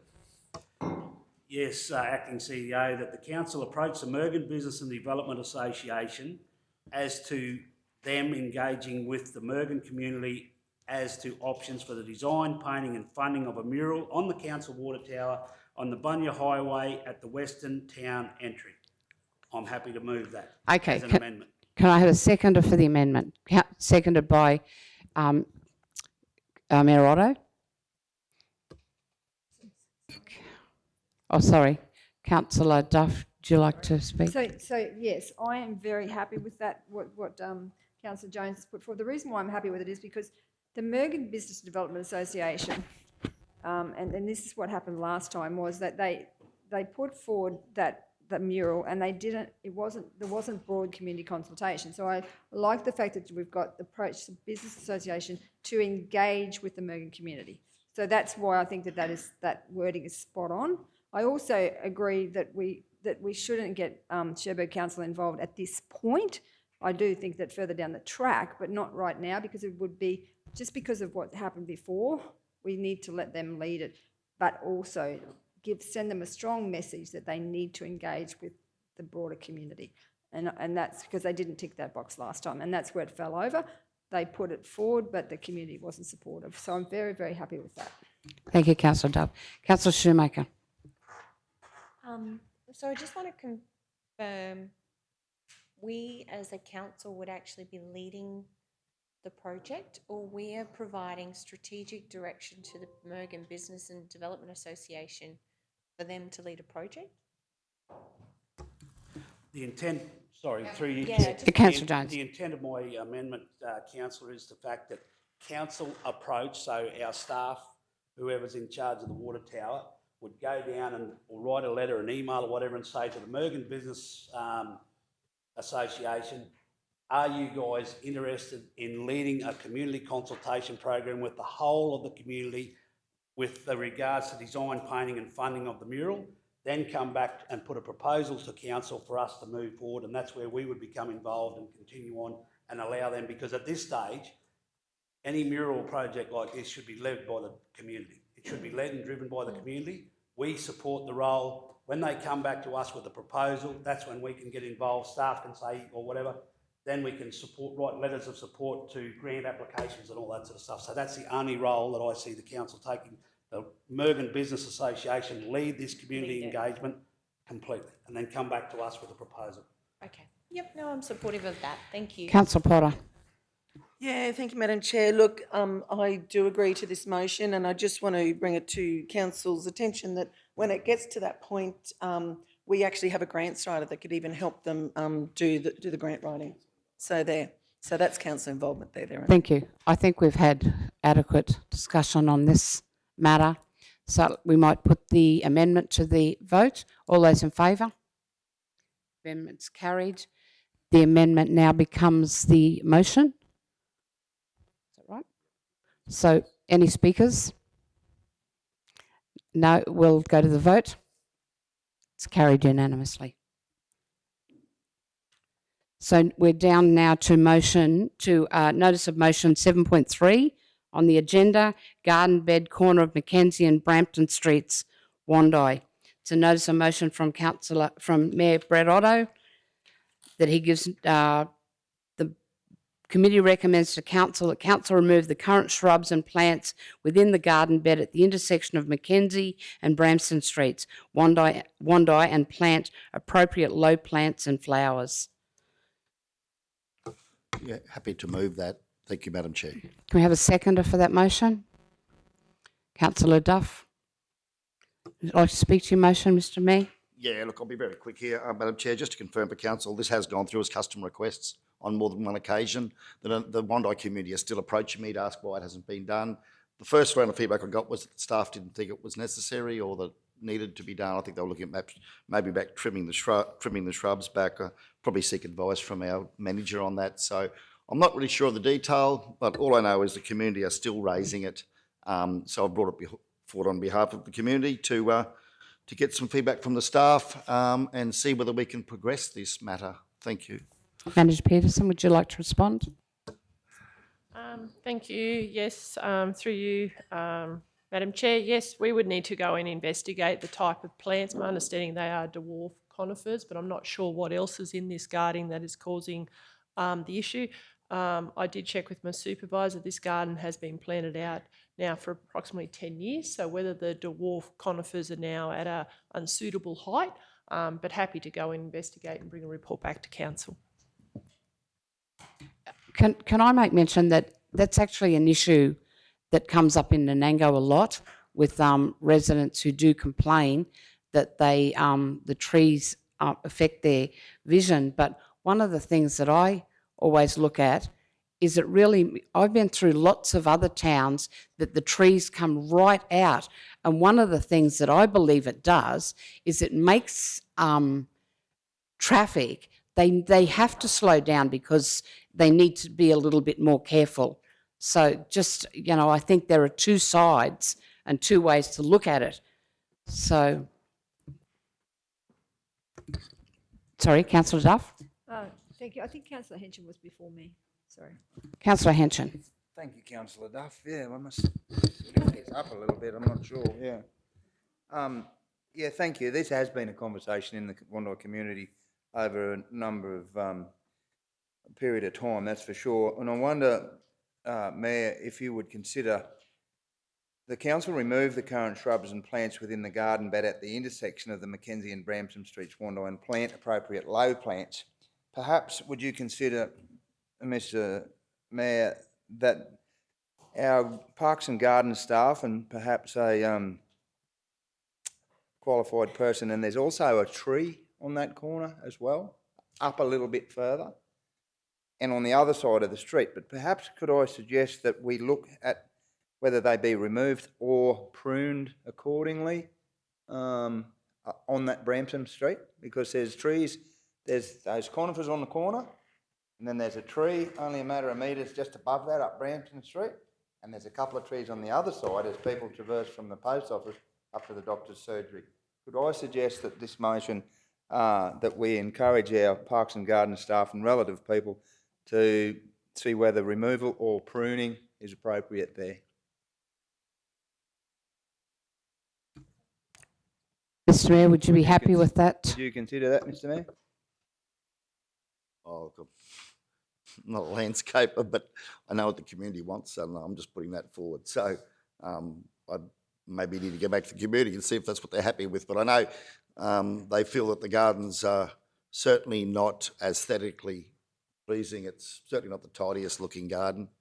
But look, I'm happy to put it on hold and go back and talk to the community if that's what you'd like to do. Just asking, Mr. Mayor, if you'd consider just to add into your motion that instead of just remove the current shrubs, contemplate or investigate the potential of pruning relative trees and shrubs in Brampton Street. Some of those conifers could be pruned back. I've had this conversation myself. Or a dot point, yeah, a dot point, Mr. Mayor, as to, the possibility of pruning. Yeah, perhaps if we could get that up, but I'll just put what the committee wants. But if we cut them in half or something, and the committee might be happy with that. I'm not sure. I don't want to get myself in more hot water with them down there. Oh, you're talking about other trees. You're not talking about pruning the conifers. Yeah, you're talking about. Yeah, no, I am, because the conversation I've had, Mr. Mayor, some people have suggested perhaps prune to start with, and if they're still not aesthetically pleasing or safety-wise, we could then perhaps look at removing them along with the tree. There is another tree just above those conifers. Yeah. It's quite straggly, actually. Don't know what sort of tree it is. So I'm a bit concerned that we are going, we're talking all the time about our budget, and we're talking now about pulling out gardens and redoing them. I think if they can be pruned, as Councillor Henson is suggesting, I think that's probably a good compromise. If the community think that they are unsafe, if we have the garden staff go down and check them, if they can be pruned, prune them back. If they have to come out, so be it. But if we leave it to the garden staff to go down and have a look and see whether they can be pruned, because if you've got established growing plants that are healthy, why would you pull them out and put another lot into state again? If they can be pruned to improve the vision, I believe, that would be the best. What's if you would consider that, Mr. Mayor, in that? I think, yeah, Madam Chair, possibly. The only thing I was thinking there is that are we actually better off to take these conifers out so we don't have to keep on pruning them every year and just put some low plants in, as we've done in the KTP, that don't require any maintenance. Once they've grown, it might be some ground cover or something there with a bit of flowers. Mr. Mayor, maintain them. Are you a gardener? Because I don't think there's any that don't need any maintenance. Oh, well, less maintenance, sorry. I mean, we've got some plants in the KTP that we really don't, once they're established and watered, they don't need trimming or anything like that. There are some of those, and I think that's what the committee was wanting to do. I mean, they weren't trying to cost council money.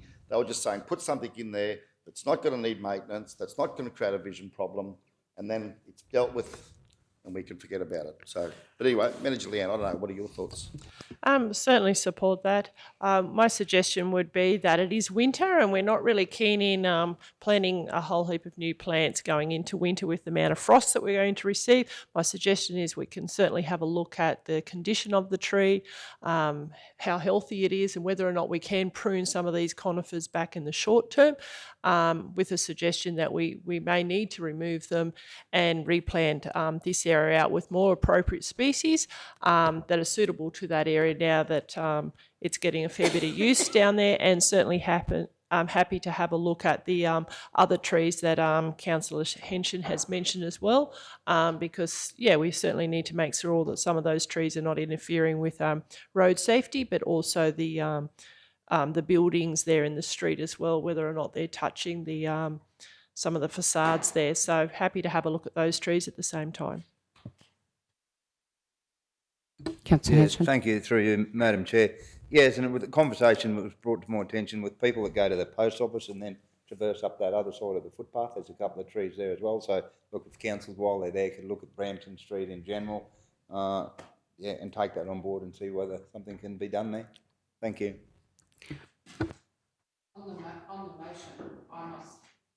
On the motion, I'm not happy the wording of the motion. The council remove the current shrubs.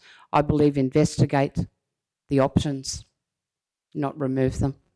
Mr. Mayor, would you be Yeah, that's fine. Thanks, Madam Chair. okay? Can change that. Kathy, Councillor Duff, do you second that? Yes, I do, Madam Chair. Is there any more discussion? Oh, sorry. So sorry, through you, Yep. Chair, I let Councillor Henshin go because I was the next one, if that's okay. Sorry. I just want to say that if I could give $1 for every time that someone has said to me about that particular intersection, I would be a wealthy woman, because it is an issue and it's been ongoing and ongoing and ongoing. And whether it's like you suggested, Chair, that it slows traffic down, but it is certainly a concern for the community. You go into the doctor's surgery and they say, well, that's an issue, and you walk down the street, everybody wants something done there. So I absolutely support what the Mayor has put forward. The wording is good, investigate the options, because we need to bring it to a head now, because it just goes on and on and on, and there'll be customer requests in there, there's all sorts of things. So if we now have brought it to the chamber, and I'm really supportive of progressing this, and as Manager Leanne said, look at what we can do. Thank you.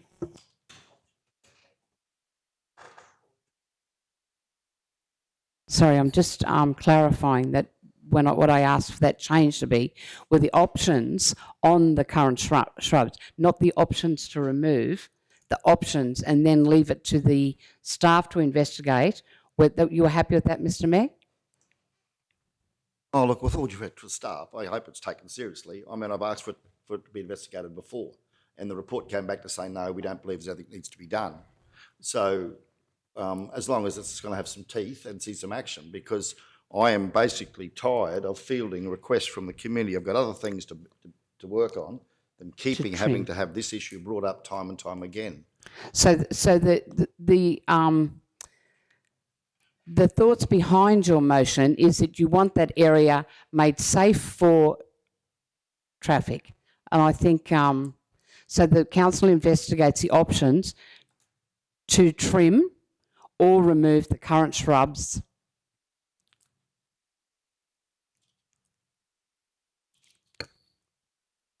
You okay with that, Mr. Mayor? Yeah, look, that's fine. You okay with that, Councillor Duff, to second that motion? Yes, I am. Councillor Shoemaker? Thank you. I just had a couple of questions. Maybe they're taken on notice. Certainly I can see, certainly recognise this is specific to one garden bed, and I hope we as a council don't get so specific to each garden bed of the region. This is how we start addressing them. I recognise this is a long-term issue. My question is there a replacement program for plants in garden beds when they reach a certain age? Manager Leanne, you mentioned that these plants are some 10 years old. I also just wanted to understand what budget we allocate to replace plantings, and is it enough budget? Like, is this why an issue like this is sort of sat here for so long? And Councillor Duff could be rich from all the times people have asked her about it. And my last question was just, how do we actually inspect intersections like this for visibility? Because I recognise this is one, but there's many intersections across the region that might have similar issues. I completely understand if there are questions on notice. Acting CEO. Yeah, I can jump to the last one so I don't forget about it. Just with, so for the checking of intersections, if there's a complaint made, what we will do is we'll send our surveyors or our contract surveyors, our design engineers will do a check. So there are site distance requirements that are required to be met.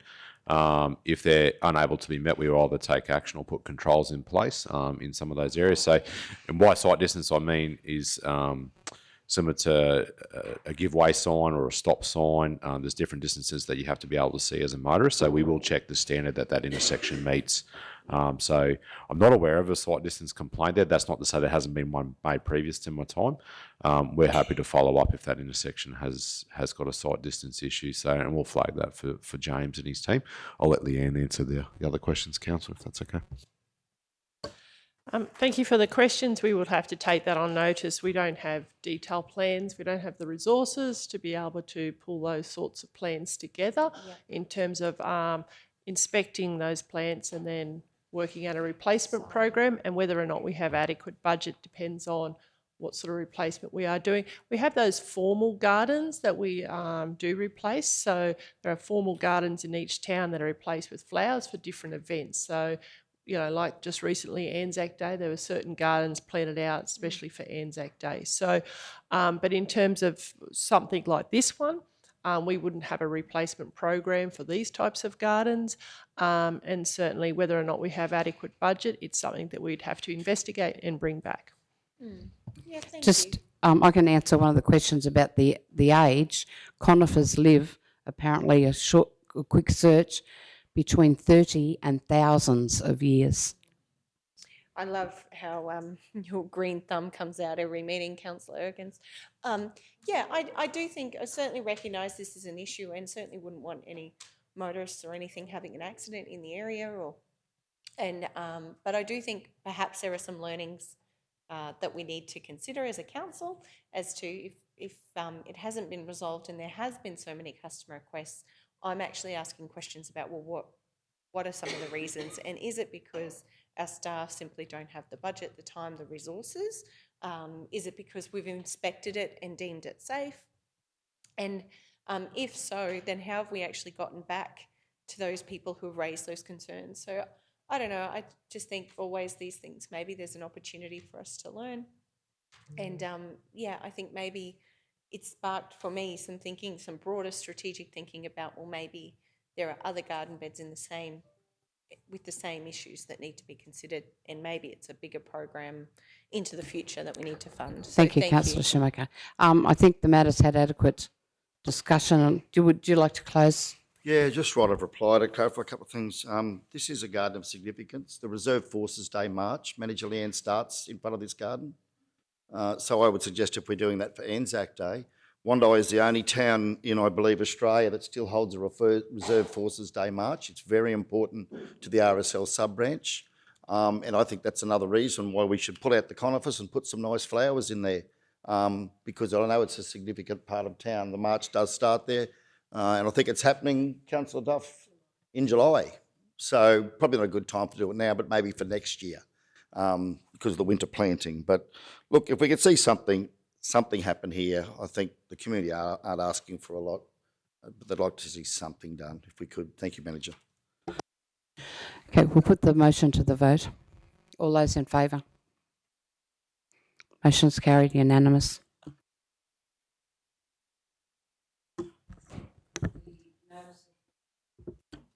The next item on the agenda, 7.4, notice of motion, planter boxes in Wondai. The motion is the committee recommends to council that council relocates a planter box from the front of the closed plumbing works in Wondai to the front of the chemist shop in 64 Mackenzie Street. Council plants flowers in the planter boxes to add colour to the CBD area. Council approaches the business owners in Wondai that have planter boxes outside their shops and asks if they would agree to water and maintain the plants. Councillor Duff, you happy to move that? Thank you, Madam Chair, yes. Can I have a seconder for that motion? Councillor Potter. Speak to motion, Councillor Duff. Thank you, yes. So this one here, I have been approached by a lady that actually is the wife of the chemist in Wandai. She's been trying for, I think it would be over 12 months, asking if that planter box or they could have a planter box in front of their shop. They'd love to be able to look after it and maintain it. And this lady has suggested that the other businesses would be keen to do that as well. When the mayor and councillors were down in Wandai recently, it was obvious that some of the planter boxes weren't very attractive.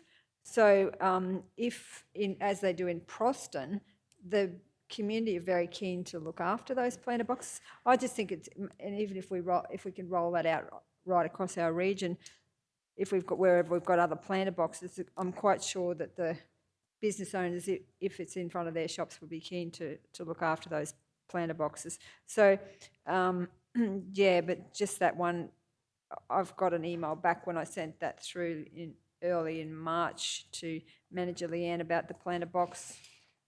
But the lady had said that she's been trying for like 12 months before that as well. So just keen to get this progressed. Thank you. On the planter boxes, I actually have here a picture of the planter box that apparently when we were at the Wandai Business Community meeting, it was raised there. We did that community consultation. We all had an opportunity to see that planter box, and I know that I put in a customer request, but the planter box itself was actually planted quite nicely with succulents and apparently had been planted by the business, one of the businesses there, or somebody had done it. But it definitely wasn't being looked after by any business person. The plants were there. It wasn't the plants that were the issue. It was the fact that there were dead sections that just needed pulling off, and it needed a broom around the planter box itself. So I'm a little concerned when we say that we will get the business people to do it. They definitely weren't doing a good job looking after that one. Through you, is that the one in front of the plumbing works? It's closed. The plumbing works is closed. No, this is the one in front of the IGA. Well, I don't think they've been approached to look after them, have they? If they haven't been approached. No, apparently it was planted by the businesses. That wasn't planted apparently. Well, so we were told, Councillor Duff, at the Wandai business meeting, breakfast meeting the other day, they said that was actually planted by the local businesses there. And then council removed all the plants out, so now we have an empty box. So just my concern is, and being a business person who over the years have been have negotiated with council, with other businesses, that yes, if you put us planter boxes in, we'll look after the flowers, which lasts okay for a short time, and then the staff member who is doing it, who is the keen gardener, leaves. Or you have a business who says, well, I'm not paying my staff to go out and look after council gardens. So I just think, we're in the perfect world, it would be fabulous if every business, as before, went out every morning, swept off their footpath, gave it a hose off if it was dirty, watered their pot plants and kept an eye. That would be great. But, in reality, that no longer happens. So I just think if we rely on businesses, or if we expect businesses, or we put more work on businesses, I don't really think that that's going to work. So I think we have to consider as a council, whatever we're going to do is going to be a cost and a responsibility to council, and I'm okay with that, but so long as we understand that that's the end result, because some businesses will look after it. You go to Black Button, they've got some beautiful gardens being maintained by business people down there. But I don't think we can expect that is what will happen, because in reality it very rarely does.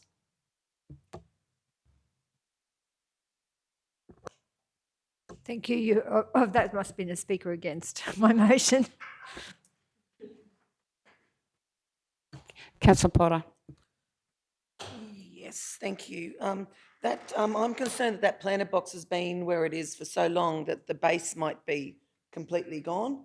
So that would be one of my concerns with regards to that planter box, and if it has, then there's obviously no chance of moving it. My other thing was, when we plan out these planter boxes, I know they've been completely stripped now, but, you know, personally, I had a chat with a lady in Wondai last week, and she was talking to me about having plants in these garden boxes that people can use, that the community can use. So, look, and I really love the idea of having things like rosemary and mint and things like that in these planter boxes. They're not only beautiful plants, but they do give off the fresh, and people can actually pick them and use them.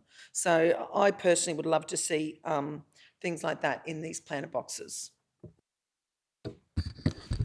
Councillor Henson.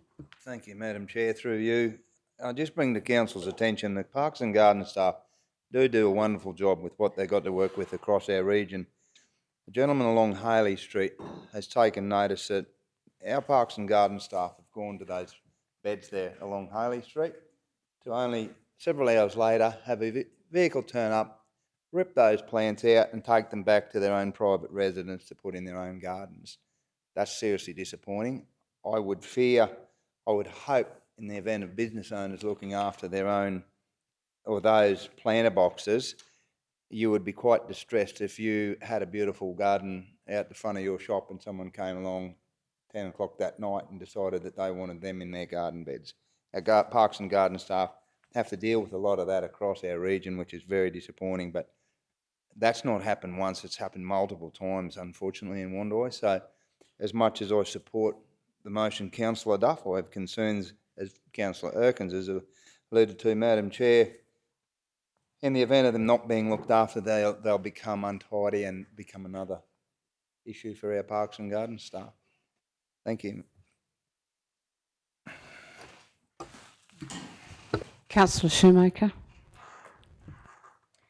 Yes, I've heard the commentary about this one, and look, I've been to Wondai, I've had a look at those planter boxes, and certainly I think, you know, if they're planted up, that'd be lovely for Wondai, and I think every town deserves to look and feel good across our region, and I just want to take a moment to actually recognise the Parks and Gardens team and how much work they have done in lifting the standard across the South Burnett, and I recognise that this is a project that, yep, they could undertake. Probably some of my concern is about the way, some of the language we use in this chamber and how we set the tone, and how do we actually empower our people to own some of these projects in our region and have a go at trying something new. You know, I can see the planter boxes definitely need attention, but I would have thought as a council we would have some bigger strategic challenges that we face that we should actually be spending our time, energy and effort discussion today. I recognise if there's been customer requests about this and engagements and things haven't been followed up, there's reasons for that. Sometimes it's because we receive thousands of customer requests every single month and it's just not possible to respond to all of them. I want to see the best outcomes for the Wondai community and every community, but I also don't want us to continue to bring back problems to this chamber and then take them back to our staff when I think we need to actually enable those people to be part of the solutions and maybe have a conversation with them around and understand why some of these things haven't been done. So to be honest, I'm a bit torn because as much as I do want to see those planter boxes addressed, and I'm sure they will be because I trust our staff and the work that they do. I'm a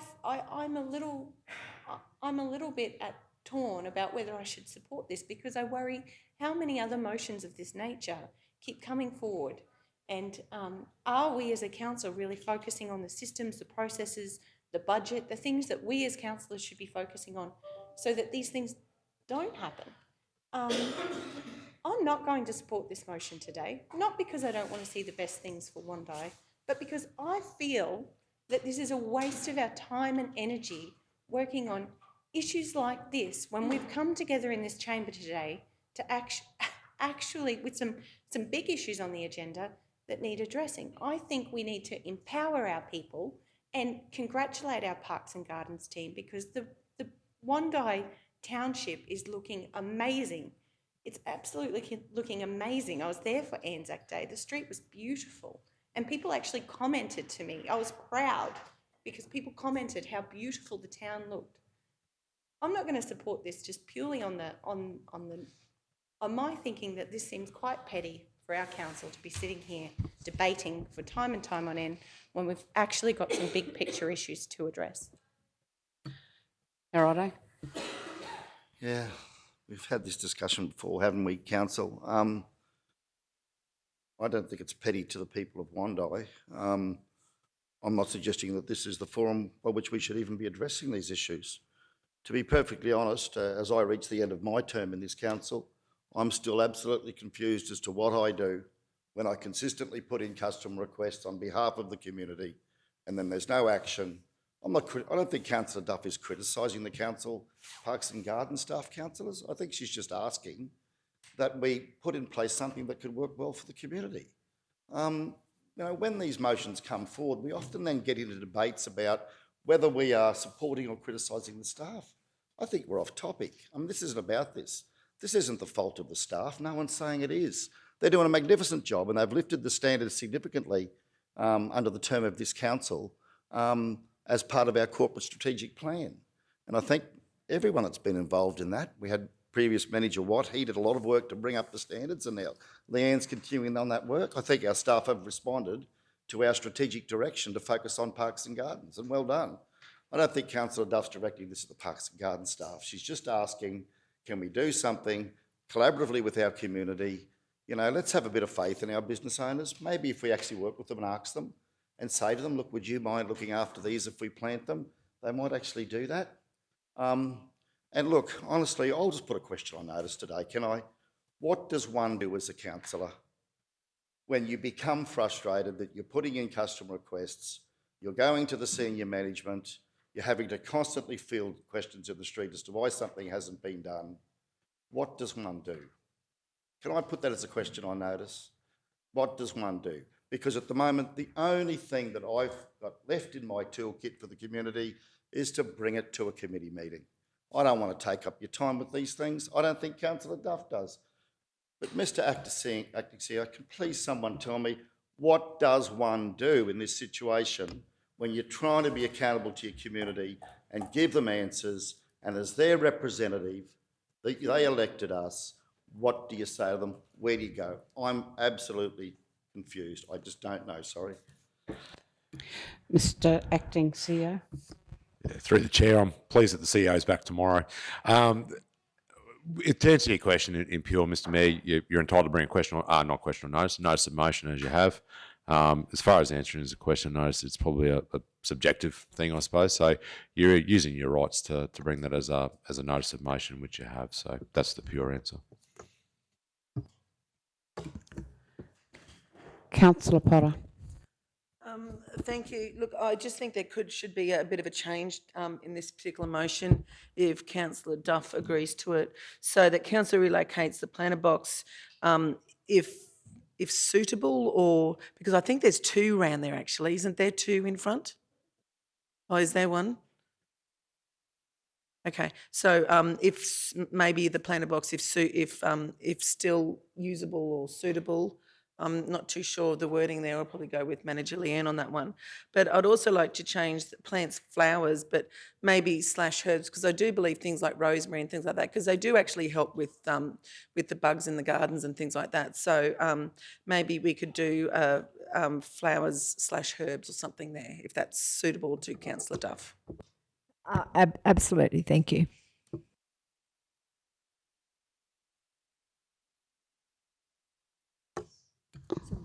So, yeah, you're right to reply, Councillor Duff. Thank you. Yes, I certainly wasn't intending, as Mayor Otto said, to say anything against the Parks and Gardens. They are looking fantastic. It's my portfolio. What I was suggesting is it's similar to what's happened in Proston, that the community has taken pride in looking after those plants.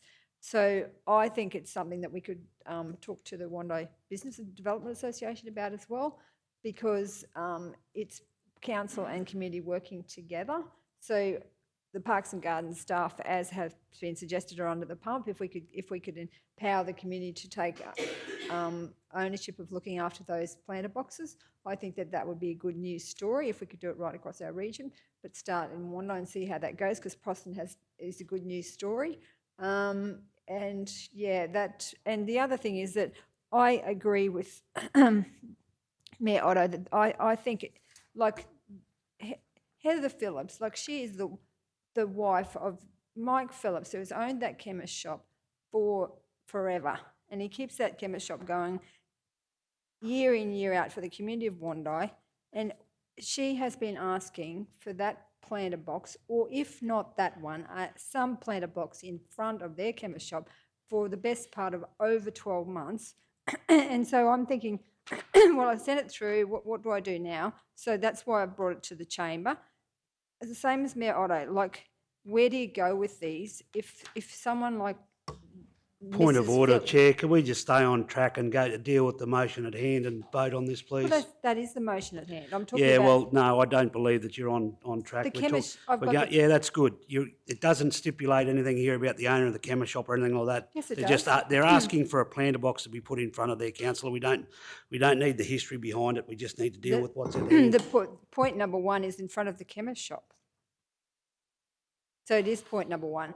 So I'm just saying that I'm respectfully asking the question if we can actually do that for that lady, or if not, that we could get back to her and say, well, we can't do it because we can't find one, or the plumbing works is not, the one in front of the plumbing works is not appropriate. Thank you. Thank you, Councillor Duff. So the motion had the small change in it that both agreed to, so we'll put the matter to the vote. All those in favour? Against? So carried 6-1.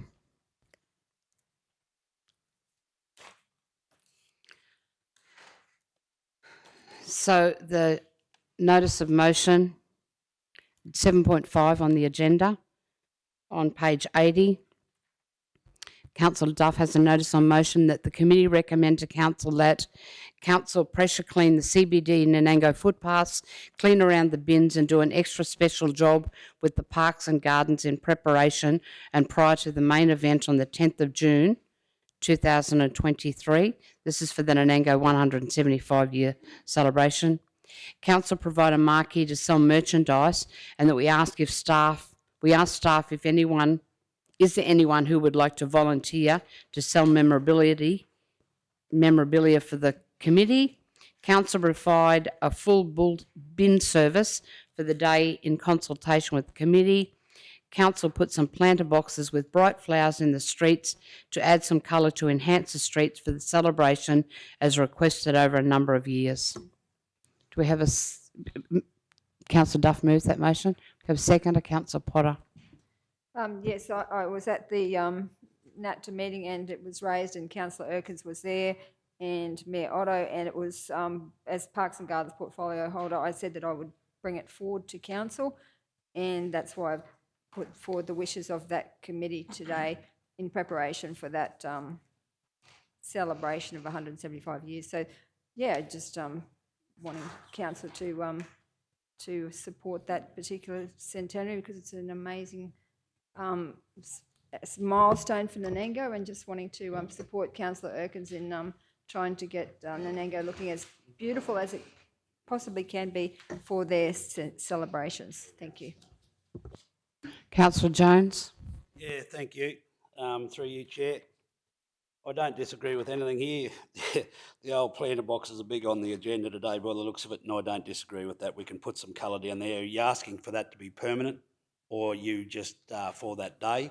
And the other thing that I don't agree with is that we ask staff, council, we ask staff to, if they want to volunteer. I don't think that's anything that we should be asking our staff of people in that organisation, NATTA and whoever is involved in that. I think rather than ask staff, I think we should be volunteering as councillors to go down there and sell merchandise, rather than going to the staff and saying, do you guys want to give up your Saturday and go over to Nanango and sell that? If you're offering services, I think we should do it as a council before we ask our staff. Happy to, yes, thank you. Happy to have that changed. I was just, yeah, that was the suggestion of the. Can you just give the wording for how you'd like that change? Just leave just leave out on point 2. We're happy to provide the marquee to sell merchandise, but then just leave out that we are staff if there is anyone who would like to volunteer to sell memorabilia for the committee. I might be able to just add a little clarification there. I think that might have got a little mixed up. The council VICs have a fair bit of merchandise, 175-year merchandise, and I think it's probably whether the VICs would like to bring that up to the 175-year celebrations, but that's a matter for them to work out themselves.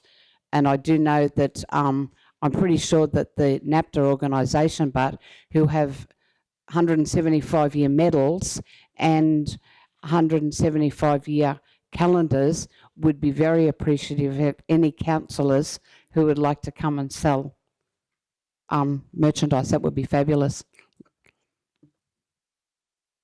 Yeah, and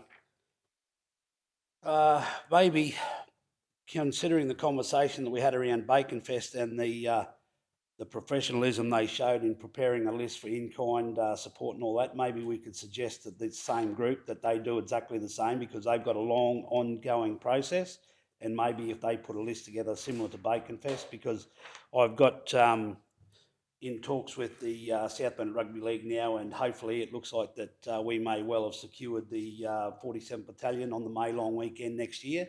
And if we pull it off and do it right, every 4 years will be guaranteed, and that's 350 plus players alone coming to the region and book out all the accommodation. So I suggested the same thing to them, to actually, if they want to approach council. So I think that precedent has been set, as Councillor Duff said, that that's something that we need to sort of encourage all these organisations that are doing big events to do that, so that council knows exactly where we're standing. I have actually spoken to the treasurer there and said that they might like to submit a list of what they actually need doing for that. Councillor Potter. Yeah, thank you, Madam Chair. Look, this is great, and I do think that this is fantastic. And I do want to see those medals, because I know when I was at a NAPTA meeting last month, they're the medals that you discussed at that meeting about getting. So I do look forward to seeing them, Councillor Erkins. But look, this is great, and I think if we can help any organisation, but also they need to help us by sort of forward planning a little bit. So I do agree with that. It was brought up with regards to Bacon Fest. So any time we can help a community organisation do something like this, I think it benefits the whole community. Councillor Shoemaker. I don't disagree. I'm really looking forward to the 175-year celebrations, and by all means hope to be involved in the festivities. I, however, I have a couple of questions about this one in terms of our policy. Have we sponsored or supported the 175 celebrations already, GMO May? Yeah, through you, Madam Chair. Yeah, I was going to suggest the NAPTA did come to council with this, so this request has been through council, and we did we offered a financial support, but we did also offer to provide in-kind support for the events throughout the year. So we'll work closely with the committee, and it's just a matter of getting those in-kind applications, so we do know whether we're providing marquees or whatever it might be. So, but yeah, we are actually sort of trying to work with them and probably trying to offer that in-kind support, probably over and above what we would normally do, because it is a series of I suppose, separate events for the year. So we're not sort of ruling out you've already had a chop here. So yeah, probably operationally we are working. And that did sort of, as Councillor Jones had spoken, did come to council prior to the 175th, and we'd agreed to sort of support the celebrations. Yes, that was my understanding. So really this is just another motion that already quantifies what council had already agreed to in the lead up to the event. So I had one more question, just in terms of the street cleaning and the town being clean for the 175-year celebrations. Based on the information we provided, has this already been programmed, or is this in train? Or do we need this motion to action these items? Yeah, through the chair. No, I think it's good to have the motion there, just because there is the additional things like street cleaning is certainly outside like what we would normally do. given that event is on, we would try normally, if we're doing street cleaning, schedule it around something like that. So yeah, it does no harm to have the motion passed. But I was just saying for the events we are looking at working with them with those in-kind things. So I think there's just a few extra things there that doesn't hurt to be noted. So it gives us good direction. Sure, I'm happy to support the motion based on that. However, would like to acknowledge that council had already committed and was committed to being part of the 175-year celebrations, so much so that we've invested significantly in parks like Tipperary Flat to really have the town looking good for the celebrations. So yeah, by all means, supportive of the motion, but I do think processes like these are like what we did with Bacon Fest, whereby the committee actually writes a letter to council so that it can be appropriately costed and decided, and we can keep track of actually just how much in-kind support we give our community in delivering on these events. So thank you for the opportunity to ask questions. Mayor Otto? Yeah, thanks very much. I don't think this is an example of what council has already agreed to do. As General Manager clarified, thank you, that it has been something that needed to be detailed, and thank you for Councillor Duff bringing this forward. I've been attending, I don't think I've missed an APTA meeting in a long time, and they are very passionate about what they're doing with the 175th year over there, and it's been great to be working with them and helping Councillor Erkins and Councillor Duff in that process. I'm hearing what Councillor's saying. It's important that these groups do get organised, but this is a once-off 175th. We probably won't see another one for 25 years in the Nango.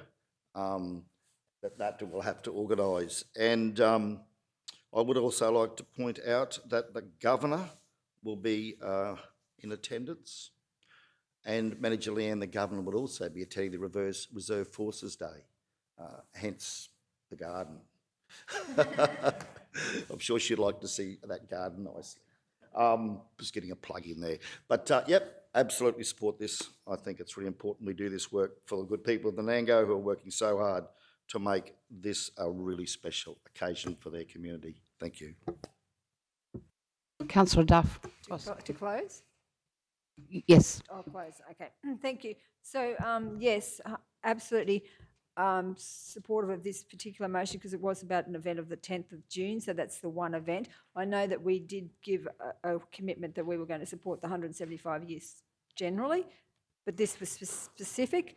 I made the mistake leading up to the Mergen Spectacular to not suggest that they do exactly what I've done here, and that's tell me what you want and take it to council, because there was a lot of toing and froing with regards to just putting in those in-kind requests, and some of them fell slightly outside the guidelines of our in-kind, and so then they didn't get they ended up not getting any bins. It was just a complete it just turned out it was, and I felt completely responsible, and I still feel responsible that I didn't lead them more down the track that we did with Bacon Fest and also the Mergen Music Muster. I should have said, well, no, put it together.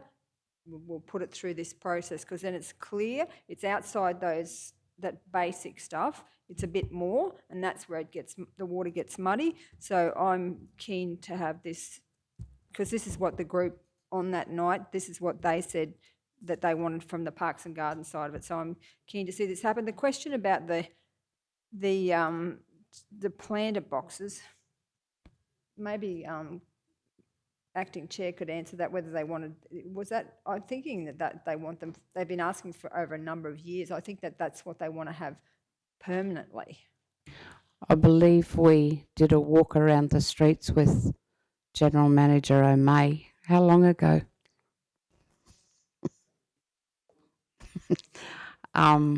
Asking for some planter boxes. I believe, actually, in some discussions with some of the business people, they have said that the need for the planter boxes is probably not as urgent now as it was then, because our gardens have actually grown up and have really, like the gardens are a picture. They're always a picture. We get many, many compliments on our gardens in Nanango. So possibly when we were looking for the planter boxes was prior to those gardens really becoming established. So I would think with the planter boxes, we would need to do a little bit of community consultation for where they went, because we really, there were some that said they didn't want them blocking up footpaths. But I do know that the RSL have put some planter boxes in themselves and just in front of their building. And I know that for Anzac Day, they actually made poppies, and they had it all set with poppies, and it looked really, really lovely. So they're now planting in some permanent type plants, lavender and things like that. So, maybe if we had a few of them, but maybe with some consultation with which businesses were happy to have them in front of their building. And again, I think coming back to one day, if we have the planter boxes, if they're looking good, they look fabulous. But, there are a couple of box planters in Nanango at present that look pretty sad, so no one's really looking after them. So, we need to consult, I think, to do that out. So if there's no further discussion on that, we might put the matter to the vote. All those in favour? Carried unanimously.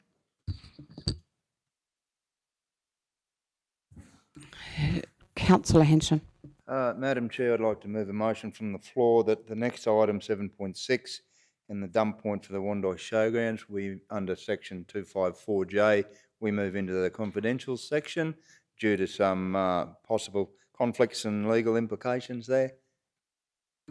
Do we have someone to second that? Seconded by Councillor Duff. All those in favour? Carried unanimous.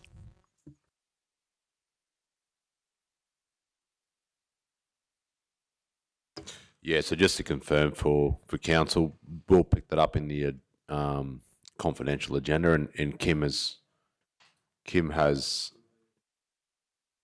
loaded the section for that, and then we can discuss that. Okay, so we'll go on to the next item, which is the portfolio report by the Mayor.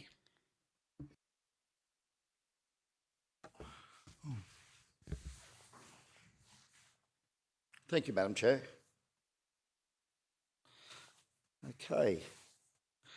So I won't go through the detail of this, but would like to present the report. Of course, we've had Privacy Awareness Week, and congratulations to the team there for the work they've done and continue to do in our records department particularly. We have had some triaging happening in customer counter and telephone inquiries in accordance with the guidelines in the customer service charter. And of course at the Blackwood office we've got QGAP and Services Australia functions there. Processed 1,859 transactions this year and issued 205 new number plates to customers. So it shows the work that's being done thanks to the Blackbutt team that do all of that wonderful work. And of course Blackbutt is very much a growing community, as those numbers reflect. The corporate and governance staff have also attended the quarterly Village Exchange webinar coordinated by the LGMA with staff from many councils across Queensland. One of the topics this year was body-worn cameras, and discussions took place on policies and procedures that councils have in place in relation to those cameras. As you can see there, a lot of work happening in comms and media, and it's great to now have our media and comms officer in place there. The People and Culture Department, of course, continued with the process of working through the bargaining period, and the officers were successfully voted, staff successfully voted in favour of that proposal, and that will now be lodged with the QARC to have those agreements certified. There's also been training happening with supervisors and managers, of course, on workplace health and safety, which is very important. Finance and sustainability. At the end of April, Council had $57.94 million in cash and cash equivalents. Of that, $47.66 million was invested with QTC. Water meter readings have commenced, and some of those water meters are now being replaced under our replacement program. And rates pension verification will take place this month via data matching with Centrelink. ICT and business systems, that work's continuing. I've now partnered with the rates team to work through and progress a number of process improvements and efficiency items as part of the rates review. Looking to, the objective there is to improve the time taken to process those daily transactions, as well as looking at the accuracy of the data. And additional asset bookings, many improvements are discovered through the plant and fleet review, which has now moved into the testing phase. And there's some more information there, along with an attachment in relation to the media reports. I would also just like to add a couple of items, if I could, with your consent, Madam Chair, to my report. Of course, last night we saw the federal government deliver its budget for the next financial year, and very pleasing to see. And again, as you all know, I'm apolitical. I'm not a member of a political party, so this is certainly not a political statement. It is a statement for the community. Great to see $3.5 billion has been added to the primary healthcare measures, which will target the most vulnerable people. So, of course, I've met with Dr. McAllister in Mergen, met with the Nanango Medical Centre yesterday. Dr. McAllister had put together some advocacy documents that I managed to have presented to the federal parliament through the Prime Minister when he brought his team of ministers to Gladstone some months ago. And obviously, along with the other advocacy done by the AMA and others, we've now seen, finally, after more than a decade of successive governments, a commitment to primary health care. In the words of one doctor this morning, this will completely revolutionise medical general practitioners in regional Australia. This has saved them from closing down. This is a massive change. So we've seen a 4% increase in terms of the indexation of the rebate for bulk billing and a significant increase in the bonus. So, for example, just to highlight that, the consultation bonus on top of the rebate has now gone to a figure of, was approximately $6 up to now almost $40 per consultation. That will be an absolute amazing shot in the arm for general practices. The other thing is in relation to a press release this morning from the Australian Local Government Association, headed Solid Budget for Local Government, Council Funding tops $3 billion. So some of the detail around that is that the FAGS grants have been increased from $2.9 to $3.1 billion across the country for next financial year, which is welcomed. And I would again call on the state government in Queensland to ensure that the Grant Commission gets their act together in making sure that the councils that need that funding are appropriately provided with their fair share of funding. Because unfortunately what we see is federal governments allocate more money, it gets to Queensland, and that's where the rot sets in. The money is then, in my view, inappropriately distributed across Queensland through what to me is still to this day a confusing process that the Grants Commission seem to use. So let's hope the Queensland Government once and for all address that. In addition to that, the Local Roads and Community Infrastructure Program has not been extended. So there will be no more LRCI after phase 4, but we do acknowledge that the federal government has provided $500 million in Part A and $250 million in Part B, and of course our council will receive approximately $970 million extra, $970,000 extra under the part. I'd like the million. I'd love to have the millions. But we will receive, in addition to the 1.64, we'll receive approximately extra $970,000 now under Part B to be spent between July 23 and June 25.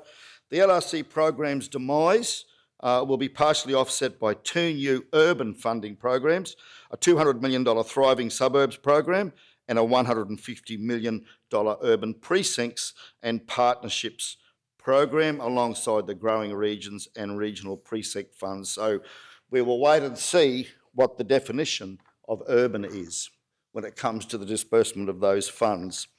So some good news there in relation to particularly general practitioners. They have finally fixed the Medicare rebate. They have finally fixed the bulk billing after more than a decade of advocacy. Congratulations to everyone involved. That will certainly make a massive difference to the viability of our general practitioners across the South Burnett and much of regional Australia.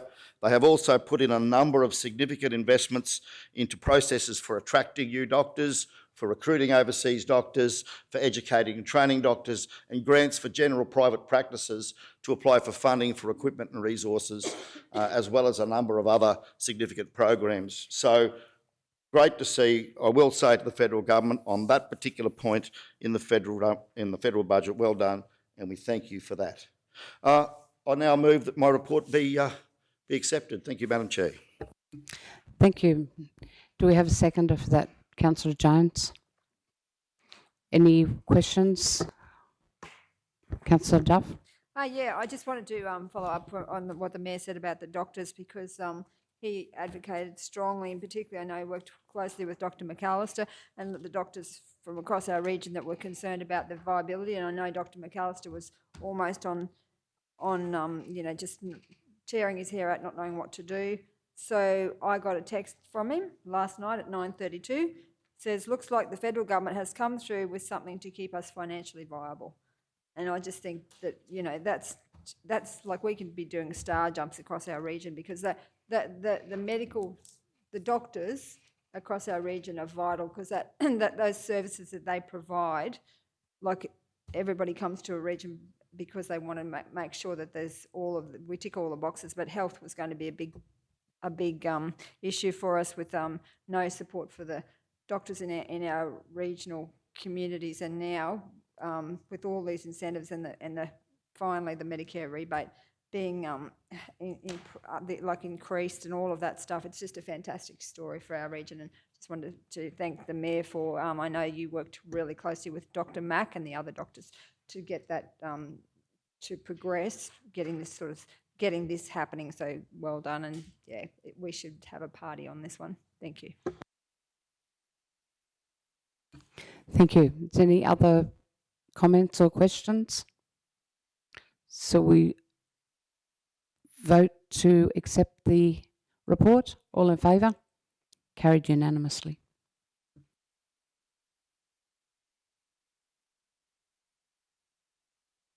Next item on the agenda is 8.2, attendance at the LGAQ Bicentennial Bush Councils Conference. Do you want to take this?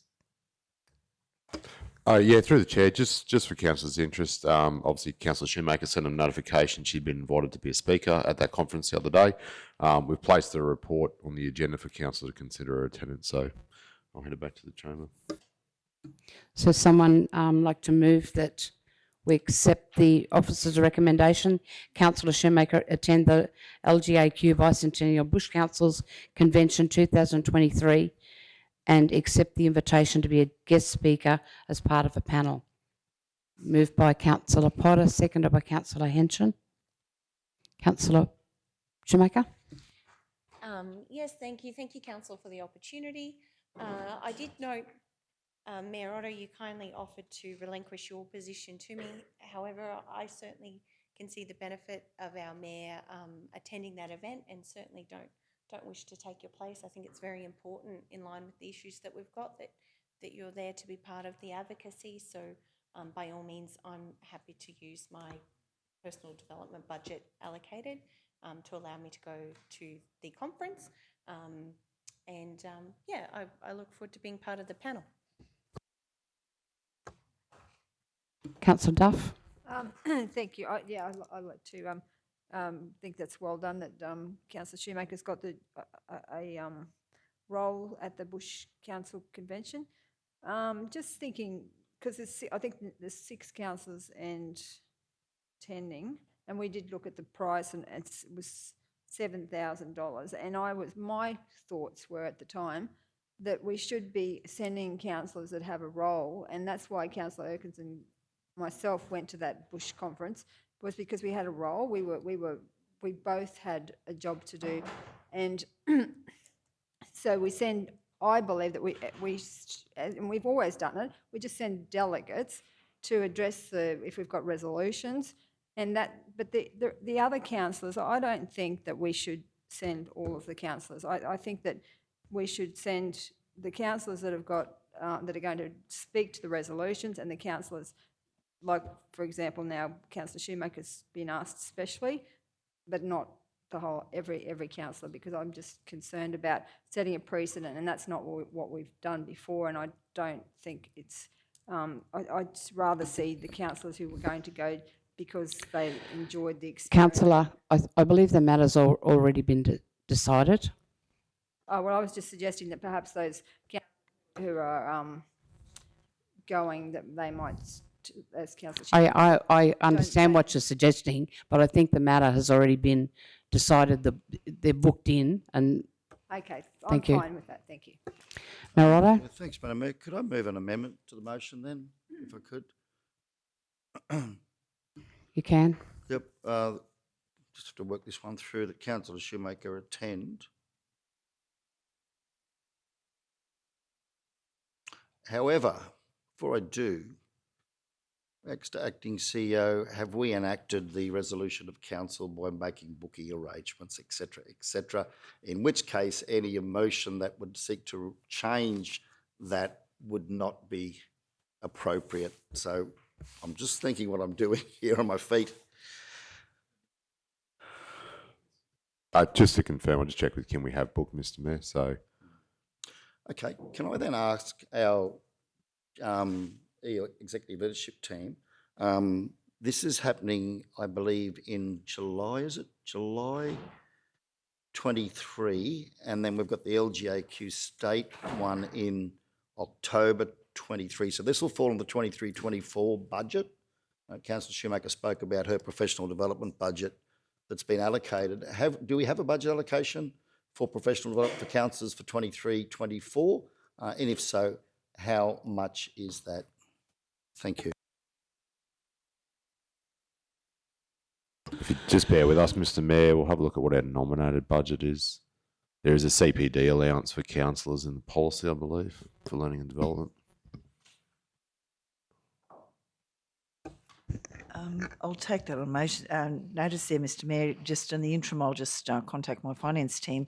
This is the CEO's budget that we councillors fall under, so I'll just check that for you. Yeah, I'm probably just not keen to jump in and vote on this until we see what our budget is.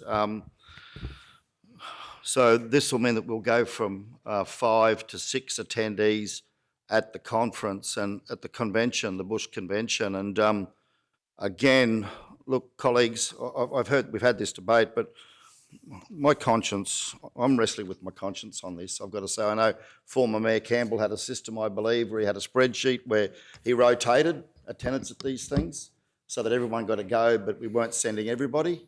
I don't know how many people ended up going, but that's what happened under the previous term, I understand. I could be wrong.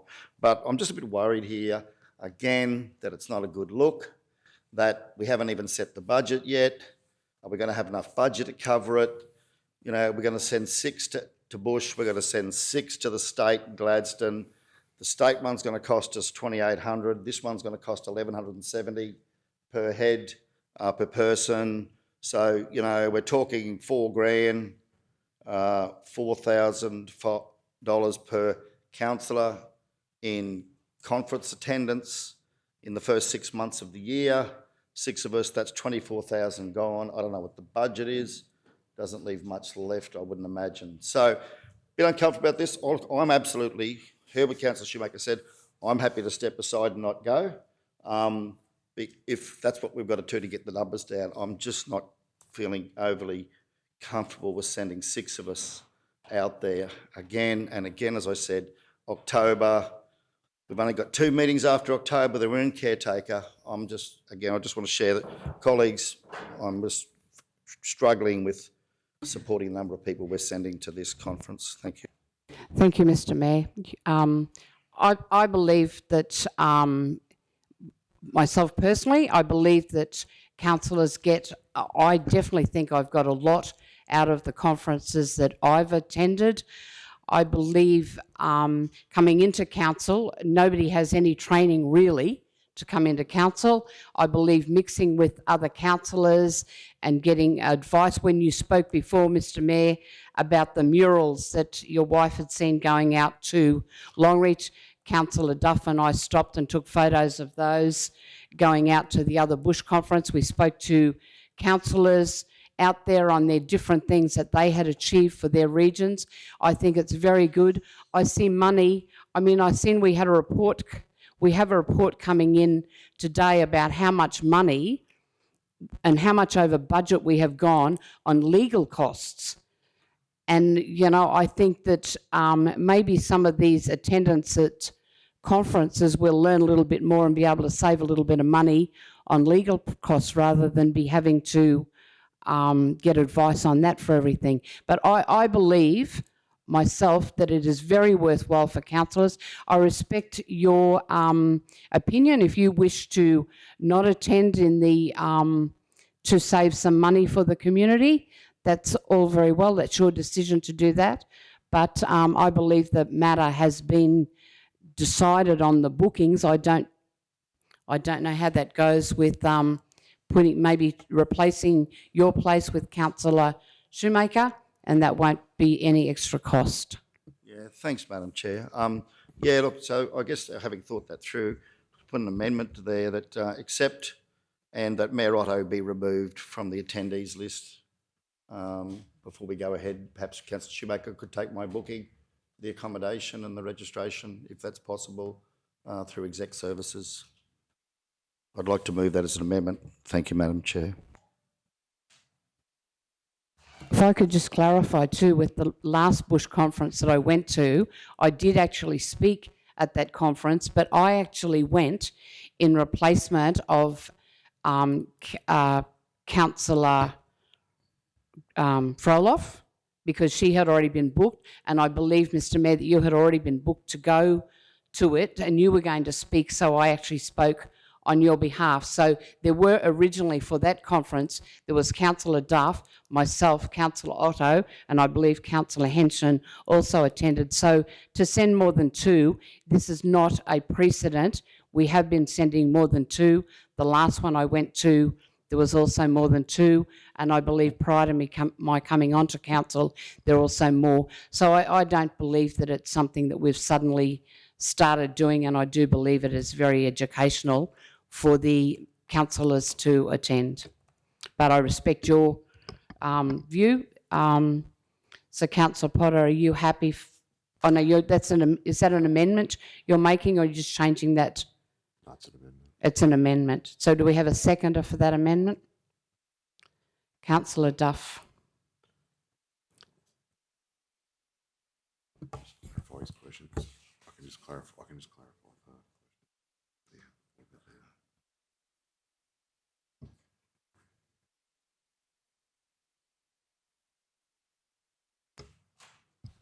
that. Yeah, through you, Madam Chair.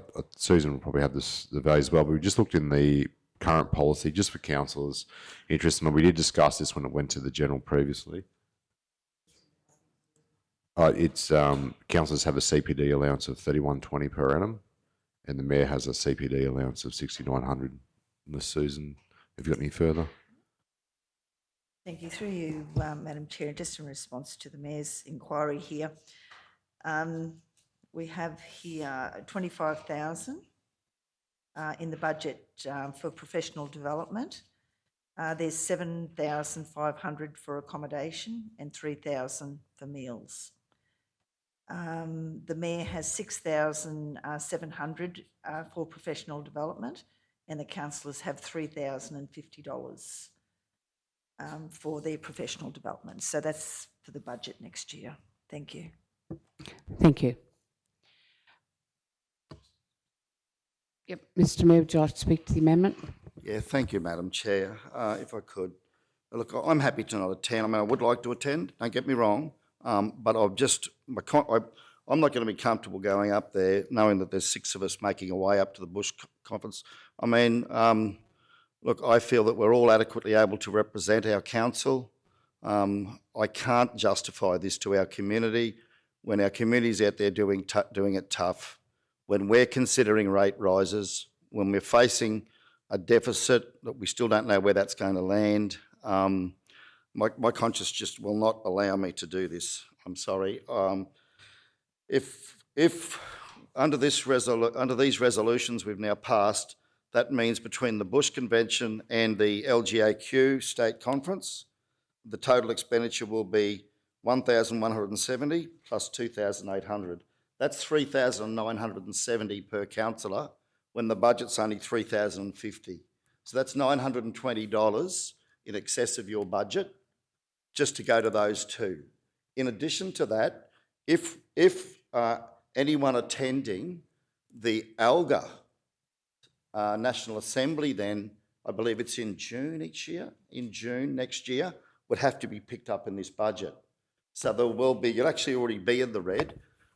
So I'm happy to take my $6,700 and tip that in to support other councillors going as well. And look, I'm not trying to be coy about this. Be perfectly realistic. I'm just not comfortable. 6 people driving out to go into Windy to represent this council when there's plenty of work to be done back here. We're doing it tough with our finances, and look, I'd prefer just to give up my place, let Councillor Shoemaker go. 25,000 in the budget, 6 lots of 4,000. That's 24,000 gone already before ALGA. So we're going to have to do a budget amendment to allow someone to go to ALGA in June 24. Thank you. I would commend this motion of amendment to the chamber. Thank you. Thank you, Mr Mayor. Your $6,000 into the budget will assist the others, I'm sure. Can we put the motion to the vote? Oh, sorry. I thought he'd finished. Okay, Councillor Potter. Sorry, look, I was under the impression that if we actually went over that particular allocation, that we actually had to pay for that out of our own pocket anyway, because I think that has happened before. Am I correct through you, GM Jarvis? I was under the impression that that's what happened with the training allocations. Thank you. Through you, Madam Chair. I'm unsure of that, Councillor. I'm sorry. Like I alluded to before, this is the CEO's budget, and he deals with this. Councillor Shoemaker. Thank you. I'm not supportive of this motion. I absolutely think it's important that the Mayor is in attendance at these conferences. I have seen that in the past. There are enormous opportunities to advocate and work together with other councils, and I've personally really enjoyed those opportunities and learning from other leaders across the region and learning from other strategies that councils put in place.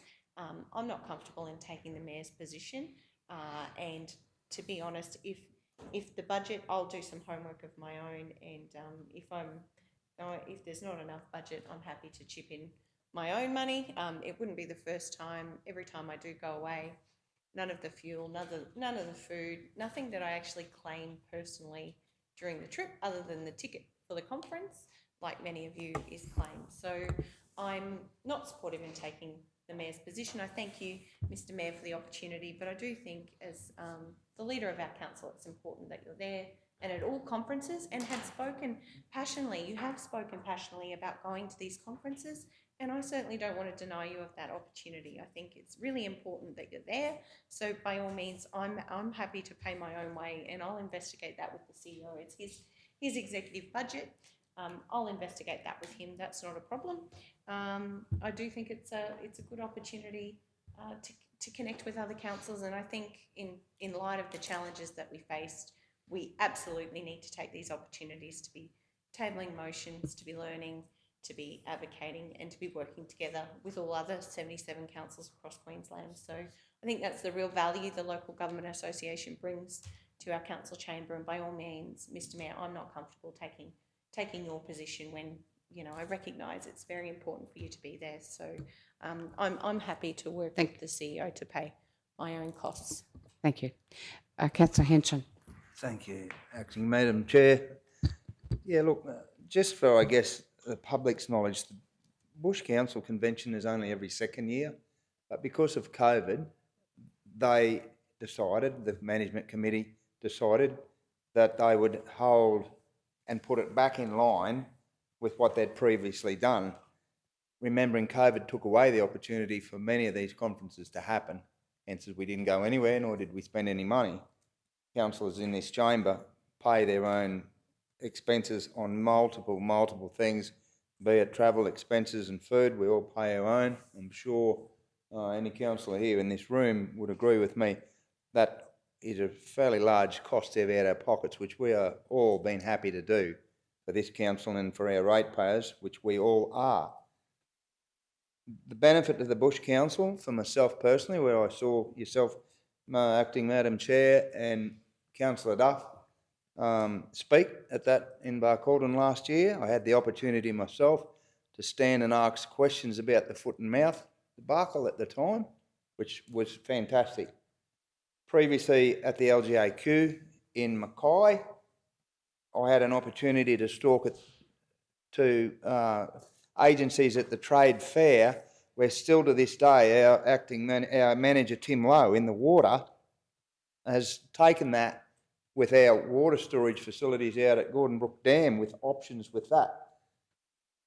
You don't get that opportunity unless you go to those.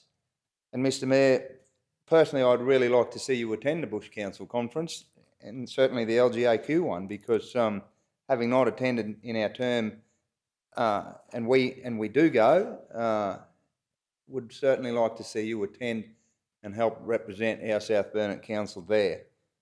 So, and as Councillor Shoemaker has alluded to, I know myself over the time I've paid for certain things at these conferences over and above what might have been in the scope, or it's not been budgeted for, and I'm happy to do that.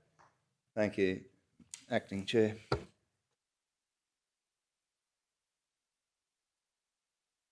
Right reply, Mr Mayor.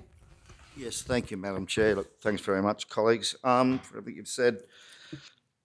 I guess I know in this one it's $990, we were told, that's the registration fee. There is on top of that, I think I got the tax invoice come through, it was actually $1,170 because there's an extra $60 for drinks, for a drinks night, to put on drinks. I don't know whether they're alcoholic drinks or not, and there's $120 for a dinner.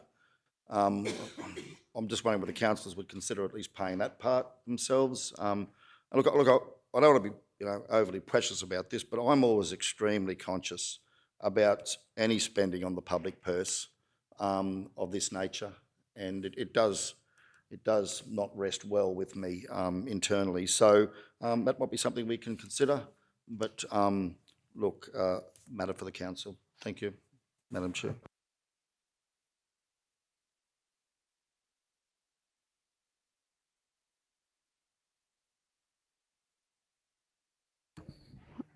Okay, so the amendment reads that Councillor Shoemaker attend the LGAQ Bicentennial Bush Councils Convention 2023 and accept the invitation to be a guest speaker as part of a panel, and that Mayor Otto is removed from the attendees list. All those in favour?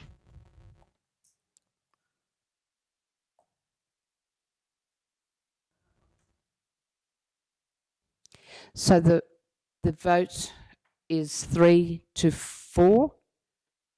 Those against?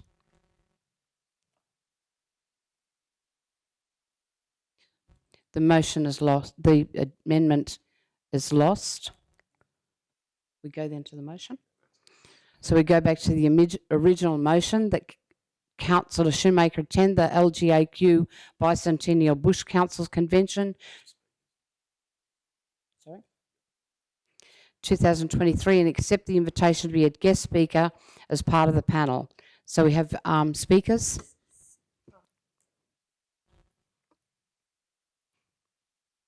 If there are no speakers, we'll go to the vote. All those in favour?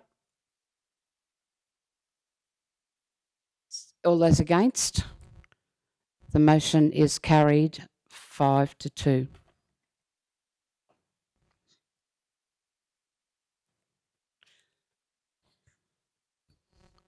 So would you like to take a break now for lunch and come back? Yep. Okay, we'll break. Someone move that. Councillor Henshin, seconded by Councillor Otto, Mayor Otto. All those in favour? Carried. So I'll move that I did that.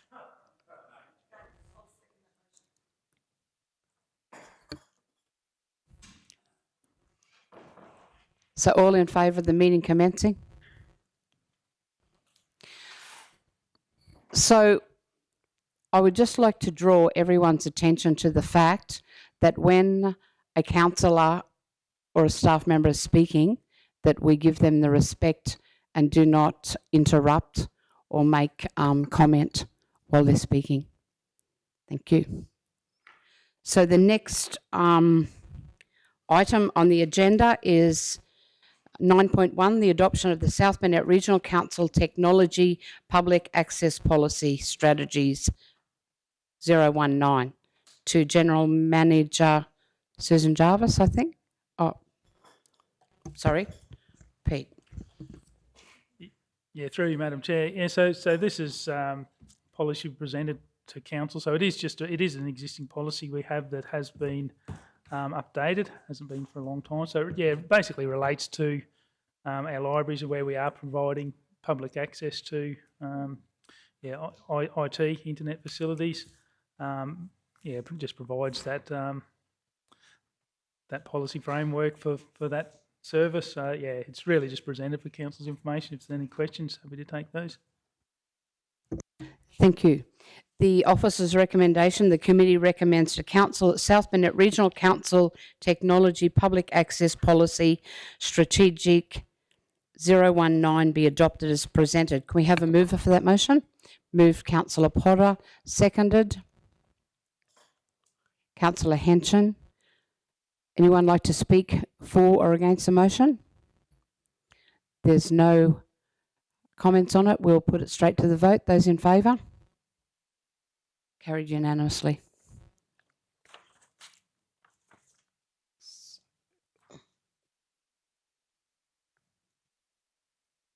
Next, page 96 is the adoption of the South Burnett Regional Council Revenue Review Policy. The author, General Manager, Finance and Corporate.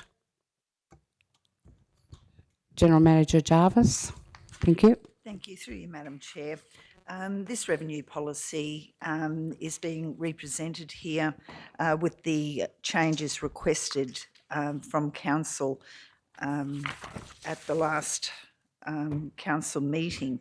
And you'll see the addition there in 3.3 in relation to the definition there with concessions for rates and charges. So it's to assist various religious organisations, community groups and sporting organisations who provide a public service or community benefit throughout the region in meeting their obligations to pay council's rates and charges.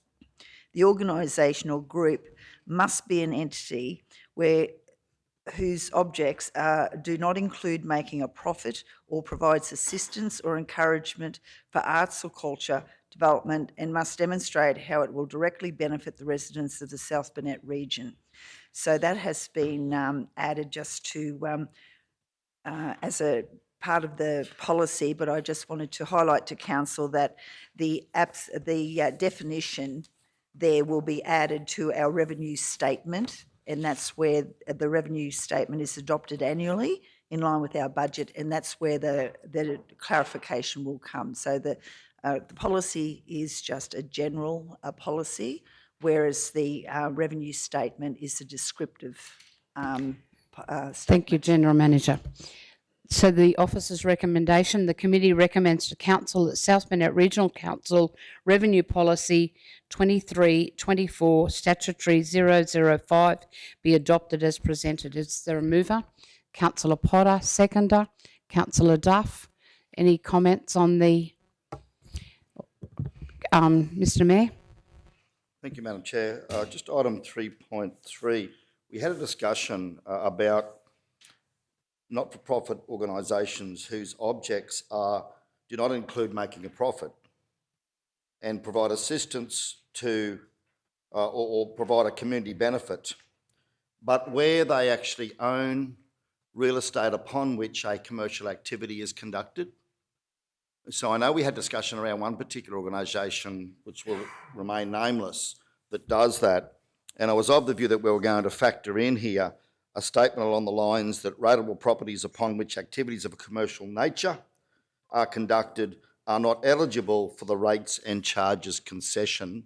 And I'm just wondering, with the leave of the meeting, if we could look to add that as a bullet point extension to item 3.3, so that the assessment is actually then applied to the purpose for which the rateable property is used as against the nature of the owning entity. I'd be keen to hear from my colleagues on that. Thank you, Madam Chair. Thank you. Mr. General Manager May. Through you, Madam Chair.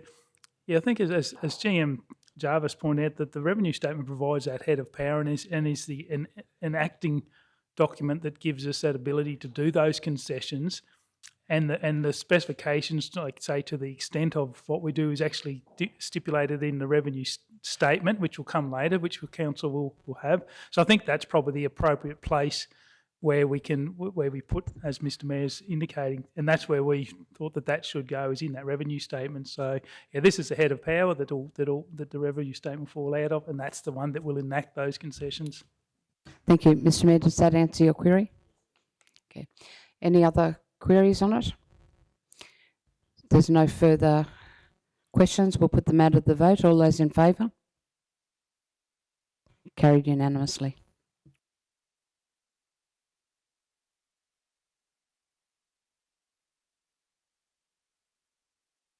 We're proceeding now to number 10 on the agenda. Councillor Potter. Thank you, Madam Chair. Bless you, Councillor Jones. He's allergic to me talking and I haven't even started.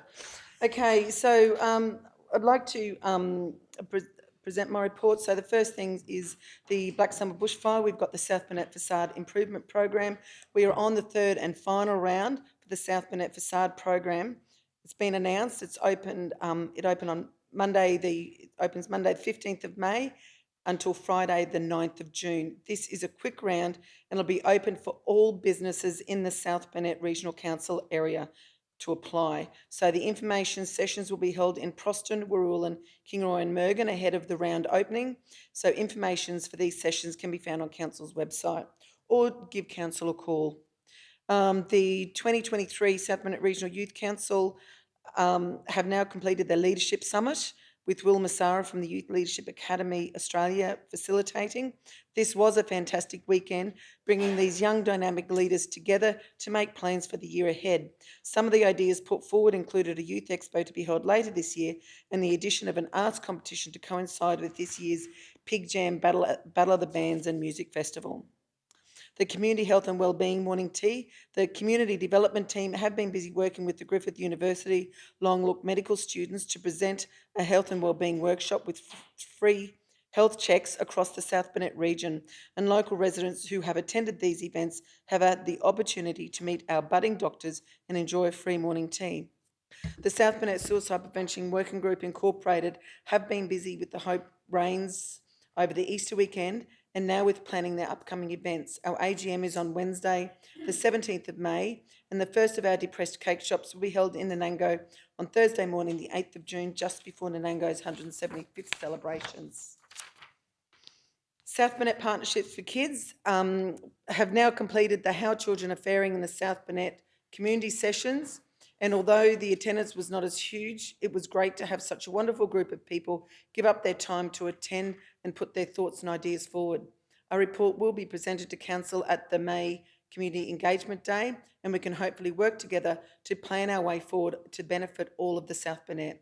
The South Burnett Partnerships for Kids are also in the process of organising this year's Under 8s Day, which will be held in Memorial Park during the school holidays on Thursday the 29th of June, and we have some exciting things planned for the day. The library services. So there was an Anzac Day presentation with Barry Crosh and Dr. Les Henning. They had 14 attendees enjoy the oral history of Anzac Day along with delicious homemade Anzac biscuits. And the South Burnett libraries have been out and about. During the school holidays, the staff attended a number of outreach areas across the region hosted by local community organisations. They attended the Centrecare Easter Fun Day in Kingaroy, the CTC Small Towns Skills Days at Cumbria and Proston. And during this time, staff interacted with close to 300 attendees across the 3 events. Proston Library school holiday craft activities, 23 children attended the Easter basket craft activities at Proston Library on the 6th of April. Local stories, so history of the ambulance service with Mike England. So community members are invited to join Mike England as he presents the next instalment of South Burnett Library's Local Story Series, the history of ambulance services in the South Burnett and elsewhere on Friday the 19th of May at 10 a.m. Mike is a former paramedic. Mike is also one of my former teachers from Kingaroy State High School. And to listen to him talk is just fantastic. So if you want to go and reserve your spot, you can do it over the phone or pop in and see the library staff. The council libraries collection maintenance. The library staff regularly carry out collection maintenance at each branch on old or tired items deleted from the system to make room for new items that are added to the collection each week. This process keeps the shelves looking fresh and appealing for library customers.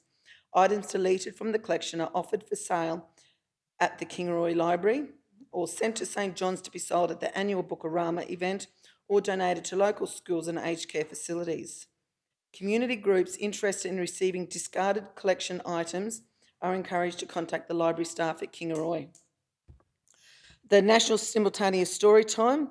The South Burnett Libraries will once again be celebrating the National Simultaneous Story Time on the 24th of May, 2023, with children from local kindies and school visiting our libraries to join in the fun. Read at 11 a.m. across Australia. This year's book, The Speedy Sloth, is by Rebecca Young.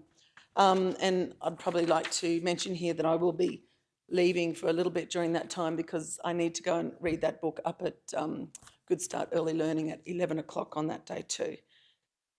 The medieval party for the libraries. So we've got this celebration of the Kingdom Libraria. This is always a fun day. It's a Saturday at the Kingaroy Libraries. Staff and myself and all the visitors, they dress up and it's a really fun morning. So get on your attire, and from 10 a.m. to 12 on Saturday the 1st of July, I hope to see you there. It should be a really good morning. And the First Five Forever Flourishing in the South Burnett. The First Five Forever program is continuing to attract attendance around the region with rhyme time and story time and stay and play sessions. For the month of April, over 175 people attended the sessions in Kingaroy alone. And I'd like to present my Community Development, Arts and Heritage and Library Services Portfolio Report to be accepted. Thank you. Thank you. Seconded by Councillor Henson. Does anyone have any comments to make on the report? I'd just like to say, Councillor Potter, that I was here yesterday again when your youth council came in, and they truly are a great group of young people, and definitely lift your spirits when you see them all come in so excited and so keen to participate and give to their community, which, you know, as older volunteers for an area, it's really great to see young people coming through, because without those young people coming through, we're going to have nobody left to volunteer. So it's really great, and congratulations, Councillor Potter. Do a great job there. As a follow-on to that, I'd just like to say there's so much said out there about our youth and everything like that, and you know, we fail to think about the youth that we have coming through the schools, through the youth councils, that are just amazing. We've just had the Kingaroy Stedford, and the youth that attend that are just brilliant. And I must say a big thank you to the Kingaroy Stedford Committee. They had competitors from Chinchilla right up to Gladstone that actually came for the year Stedford to be competitors at the Kingaroy Stedford. So, and the youth that there were just incredible. So we are very lucky, and I do feel very blessed that we have some amazing young adults in the South Burnett. Thank you. If there is no further comment on that, we'll take to the vote. All those in favour? Carried unanimously.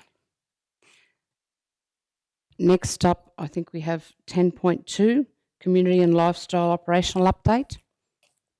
Manager Jen. Thank you, and through you, the Chair, I don't really have any particular item to raise other than we have our business breakfast, link-up breakfast on Friday morning, so looking forward to seeing you all there. It's a really great event. We've got 2 amazing speakers coming, and I know the team have worked really hard on it. But everything else is in the operational report, so happy to answer any questions in the essence of time. Thank you. Can I have someone move that the report be received? Moved Councillor Potter, seconded Councillor Duff. No comment. We'll move straight to the vote. All those in favour? Carried unanimously.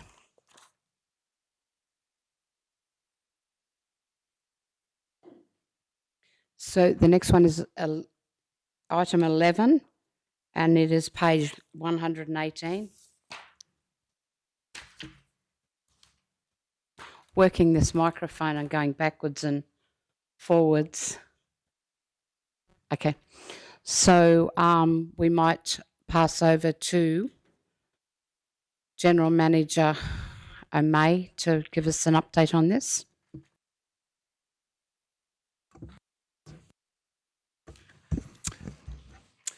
Through you, Madam Chair. So this was application for a group. So this is Old Nanango landfill, just looking at a lease for just basically a 12-month trial period. They essentially fly drones. So there is we'd have a number of conditions, but the idea is just to actually give it a 12-month trial period there.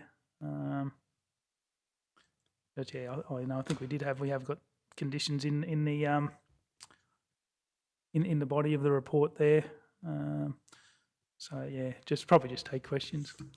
Thank you. I'd like to move that we accept the officer's recommendation, and that is the South Bennett Regional Council resolves that the exception in local government regulation 20112 section 236 1B2 applies to council with the disposable way of a grant of a deed of licence to occupy to the valuable non-current asset, which is the land comprising of Lot 354 on CP FY 2456 to the South Bennett Fund Flyers Association Incorporated for a 12-month trial term. I won't go through all the conditions that are there, but to say that the land, I know that they will be responsible for keeping the area maintained. There are a number of conditions to make sure they comply with all the land, because it's contaminated land.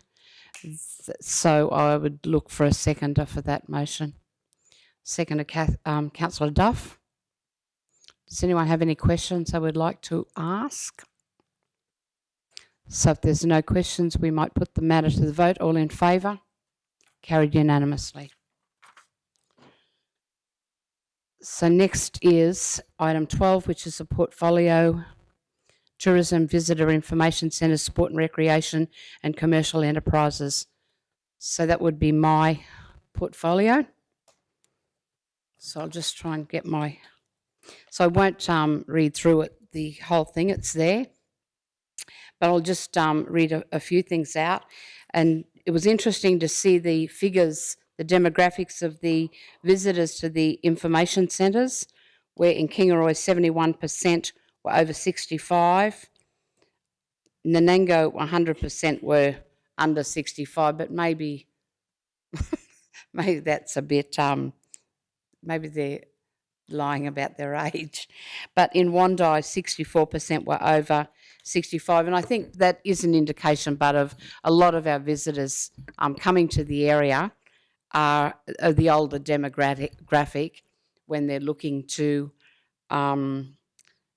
stop in the area, and it's great that they're stopping into our information centres.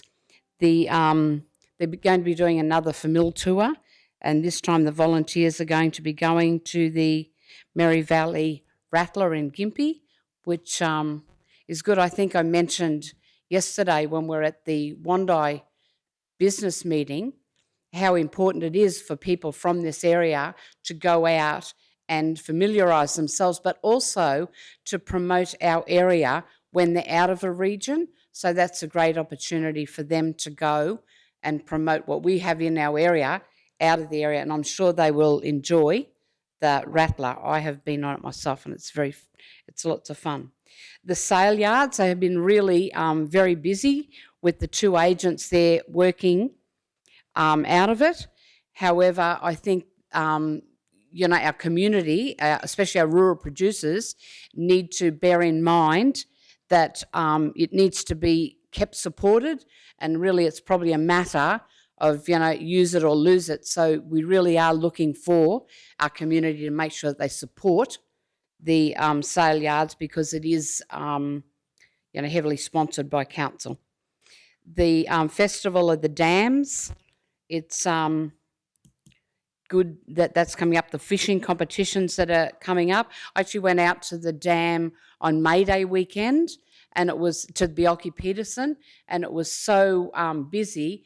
And if you go out there, the atmosphere out there is very a little like a fishing village maybe, or a little bit like a seaside caravan park, and it's great to see the kids around there, older people, all different age demographics, and it's just so great to see. The work on the aerodromes is progressing, and congratulations to our manager for that. She's working very hard with the users out there to make sure that everything is complying with regulations, because it's a fairly important part of the airport, is to make sure that all those regulations and rules are done. So just on another piece, our local tourism association, Visit South Burnett, are holding their meet and greet in Nanango tomorrow night, and that's going to be, our shed are going to be hosting that. So it would be nice to see some councillors or some staff attend that.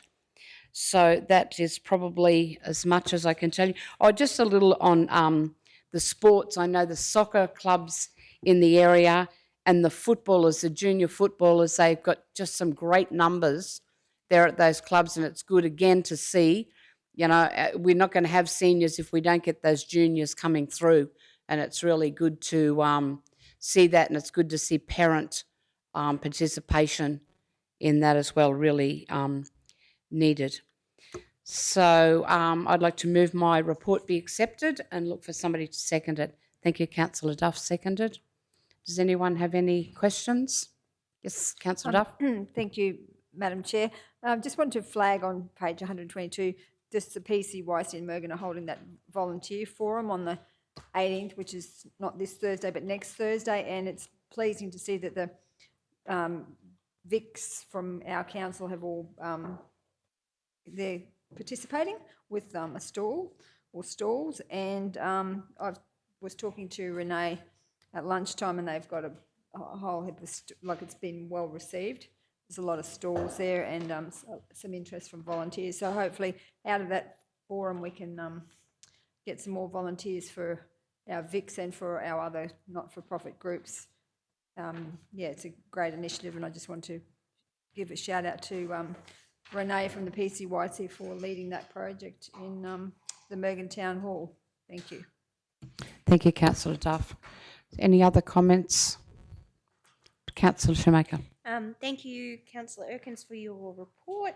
I was really excited to read A Day at the Dam Music Festival, 28th of October, and that the Wolf Brothers have been confirmed. That's a huge coup for the South Burnett. Well done to everybody involved. That will be a great day.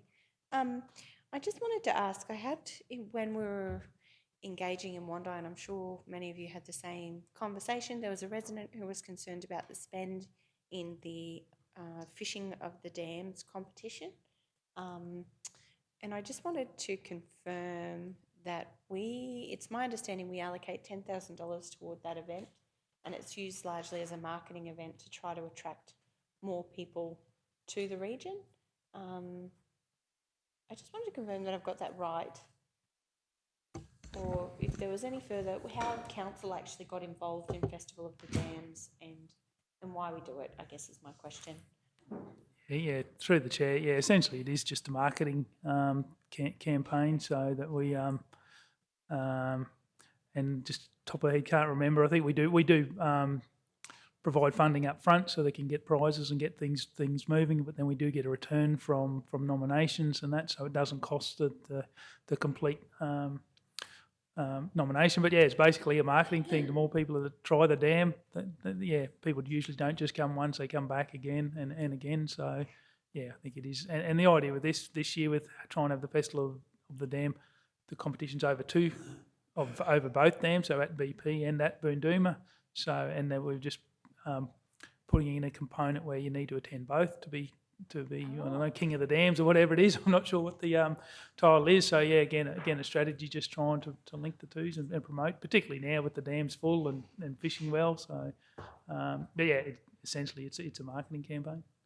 And just supplementary question, just in terms of, so we make the investment and then it's my understanding with what's actually returned to council in revenue from the event, it actually ends up being cost neutral. Yeah, without knowing the exact, essentially it is, but then we also pick up like the increased accommodation, increased kiosk sales, and that. So yeah, the days pay for themselves through that increased revenue. But we also do get a return on the nomination. So the more people who participate in the fishing competition, we get a return in that as well. Yeah, thank you for the confirmation.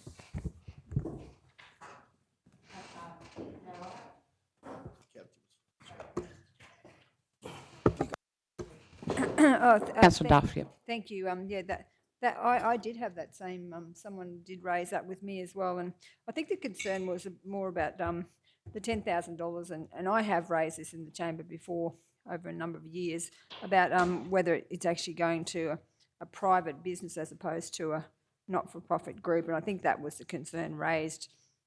Yes, and I have flagged it before, but I didn't have the support of the chamber about taking it any further. So just wanted to flag that it was raised with me as well, and I think some of the other councillors at the Wandai Community Engagement Morning. Yeah, as I said, through the chair, we did bring a report back to council on this and of a previous competition, probably a couple of years ago now. Was a similar thing, but yeah, and it's probably a personal opinion. Every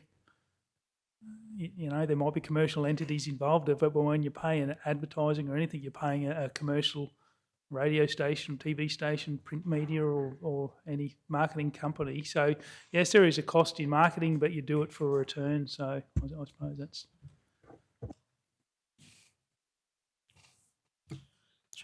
Mr. Mayor. Thank you, Madam Chair. If I could put three questions to the General Manager, and happy to have these taken on notice. One, to whom is the funding provided? And who are the office holders, directors of that organisation? Two,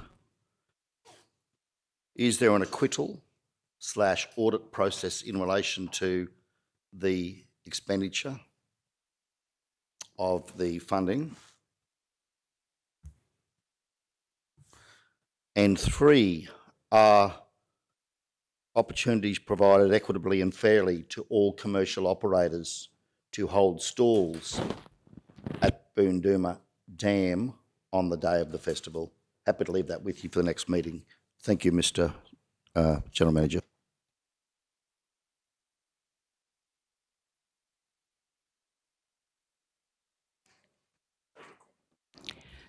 Thank you. Any other questions on the matter? Take the matter to the vote. All those in favour? Carried unanimously.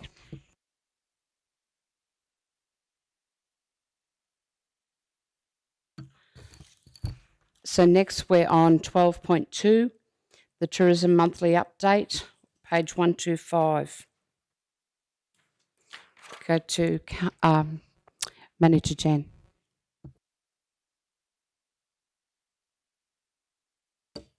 Thank you. And through you, Madam Chair, this is just a report outlining the monthly statistics that's usually wrapped up in our operational report, and it just shows the turnover between the different visitor information and total sales.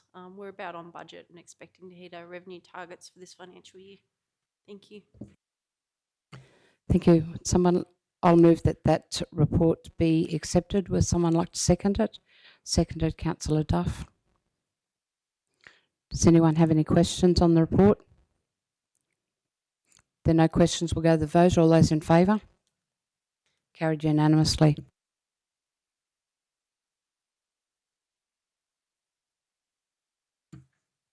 So we're now on to 13, portfolio for the regional development services, community and social housing. Councillor. Thank you, Councillor Erkins. As May is Queensland Small Business Month, celebrating our small businesses and the vital contribution they make to Queensland's economy and to our communities across the state, it's an opportune time to reflect on Council's involvement with small business. During Small Business Month last year, Council made a commitment to small businesses in our community, by signing the Small Business Friendly Program Charter. The Charter outlines the following commitments. We agree to be business friendly and to make the following commitments. We will actively communicate and engage with small business. We'll raise the profile and the capability of small business. We will promote and showcase small business. We will develop and promote place-based programs for small business. We will simplify administration and regulation for small business, being red tape reduction. We'll ensure fair procurement and prompt payment terms for small businesses. We'll support small business resilience and recovery, and we will measure and report on our performance. Reflecting on Council's operation over the past 12 months, I'm pleased to acknowledge some of the following activities, events and networking opportunities that Council delivered supporting the Charter. These include attending at monthly chamber meetings and business group meetings, both across the region, but to be specific, certainly Nanango, Kingaroy, Wondai and Mergen, and I know you all attend meetings in your respective divisions. Regular updates on our web pages and Facebook pages of upcoming events. The appointment of the Dynamo Local Business Resilience Officer that we have. Appointment of a grants officer. 2 Hub in the Pub events, with the last event recently held on the 27th of April. These events will continue to be held each quarter to celebrate entrepreneurial and showcase small business and home-based businesses, which is exciting. The South Burnett Improvement Grant Scheme across the region for our facades. The Facade Improvement Information Sessions for each round held in various towns across the South Burnett. Our ongoing Regional Development Action Plan workshops. The South Burnett Business Link-Up Breakfast this Friday, being on the 12th of May. Commencement of an investment prospectus to try to encourage and engage more growth for our region. The South Burnett Facade Improvement Grant Round 3 to open on the 15th of May. And local providers have, of course, been used for all events wherever possible. And we've also seen the continuation of Council's Developer Incentive Scheme, which has also encouraged growth. While this is only a snapshot and not exclusive, and I'm sure you've all got many ideas and initiatives that have been happening in your towns and respective divisions, I certainly acknowledge it's been a busy year with many projects ongoing and more in development. Council is certainly looking forward to working with our small business community into the future. And I'd just like to note, in 2022, there were over 3,283 registered businesses in the South Burnett. And certainly I'd like to acknowledge the success and resilience of the small businesses across our region, being Small Business Month. For development services, from the 1st of April 23 to the 30th of April 23, the building team received 50 customer requests, 31 building applications were received as follows: for council, 17 applications, and for the private certifier, 14 lodgements. The number of building applications projected to be received by council this year is 404. The projected figure compares to 441 for the previous year and 364 applications for the 2019-20 year. The number of private certification applications projected to be received by Council this financial year is 241, compared to 257 for the previous financial year and 195 applications for the 19-20 years. So it shows growth is still strong in the region. Planning for the period 1st of April to 30th of April 23, the planning team received 74 customer requests and held 2 pre-lodgement meetings. 10 planning applications were received, 2 being material change of use applications, 4 reconfigurations of a lot, 2 operational works permits, 1 plan of ceiling application, and 1 application received for the development incentive scheme. The number of planning applications projected to be received by Council this financial year is 118. This projected figure compares to 109 for the previous year and 64 applications for the 19-20 year. So again, it's wonderful to hear our region is in the front seat in terms of growth. Plumbing, from the 1st of April to the 30th of April 23, the plumbing team received 7 customer requests, 18 building and drainage applications were received, 11 domestic no sewer, 1 for domestic sewer, and 6 commercial other building applications. The number of plumbing applications projected to be received by Council this year is 230. The projected figure compares to 299 for the previous year and 247 for the 19-20 financial year. Major planning scheme amendment, just an update that the Department of State Development, Infrastructure, Local Government and Planning, the department issued a notice to pause a time frame for 20 business days under the Minister's guidelines and rules. The purpose of this pause is to provide time for the assessment of the revised version of the proposed major amendment submitted to the department on the 22nd of March 23. The time restarted on the 5th of May 2023. Resourcing, with the Senior Planning Officer being on extended leave and the vacant Planning Officer position still to be filled, there is a heavy reliance on utilising consultants to provide the planning service for our council at this time. And I certainly would just like to take a moment to acknowledge our planning team and the people turning up and working hard, keeping things tracking for us. Thank you so much for your efforts, despite no doubt a lack of resources. And in terms of legal matters, the planning team currently has 2 appeals in progress. The details are as follows: 2922/22 VB 1884 PTY Ltd versus South Burnett Regional Council. This is an appeal against Council's decision to issue a development approval for a preliminary approval for a material change of use service station, including auxiliary food and drink outlet and shop at 81 Haley Street, Wondai. The most recent action in the matter is that a court order was issued requiring the parties to attend a without prejudice conference by the 19th of May 2023. The appeal will then be reviewed by the court on the 2nd of June 2023. And 828/23 Amplitel Pty Ltd versus South Burnett Regional Council. This is appeal against Council's decision to refuse a development application for a development permit for a material change of use telecommunications facility at Redmonds Road, Kingaroy. The most recent action in this matter is that Council's solicitor filed a notice of entry of appearance in the Planning and Environment Court on the 30th of March 2023. Thank you, Councillor Erkins. I'd like to move that my report be accepted. Thank you, Councillor Shoemaker. We have someone to second that report. Councillor Henson. Any questions, comments? Thank you, Mr. Mayor. Thank you, Madam Chair. There's been some statements and comments made about the fact that our real estate industry is going backwards in this region, but I would suggest from that report that things are still ticking over quite nicely across the South Burnett. It's another good news story that the industry is holding up in our region while we're seeing some regression in other parts. So good to see the South Burnett is still growing and doing well. Thank you, Councillor.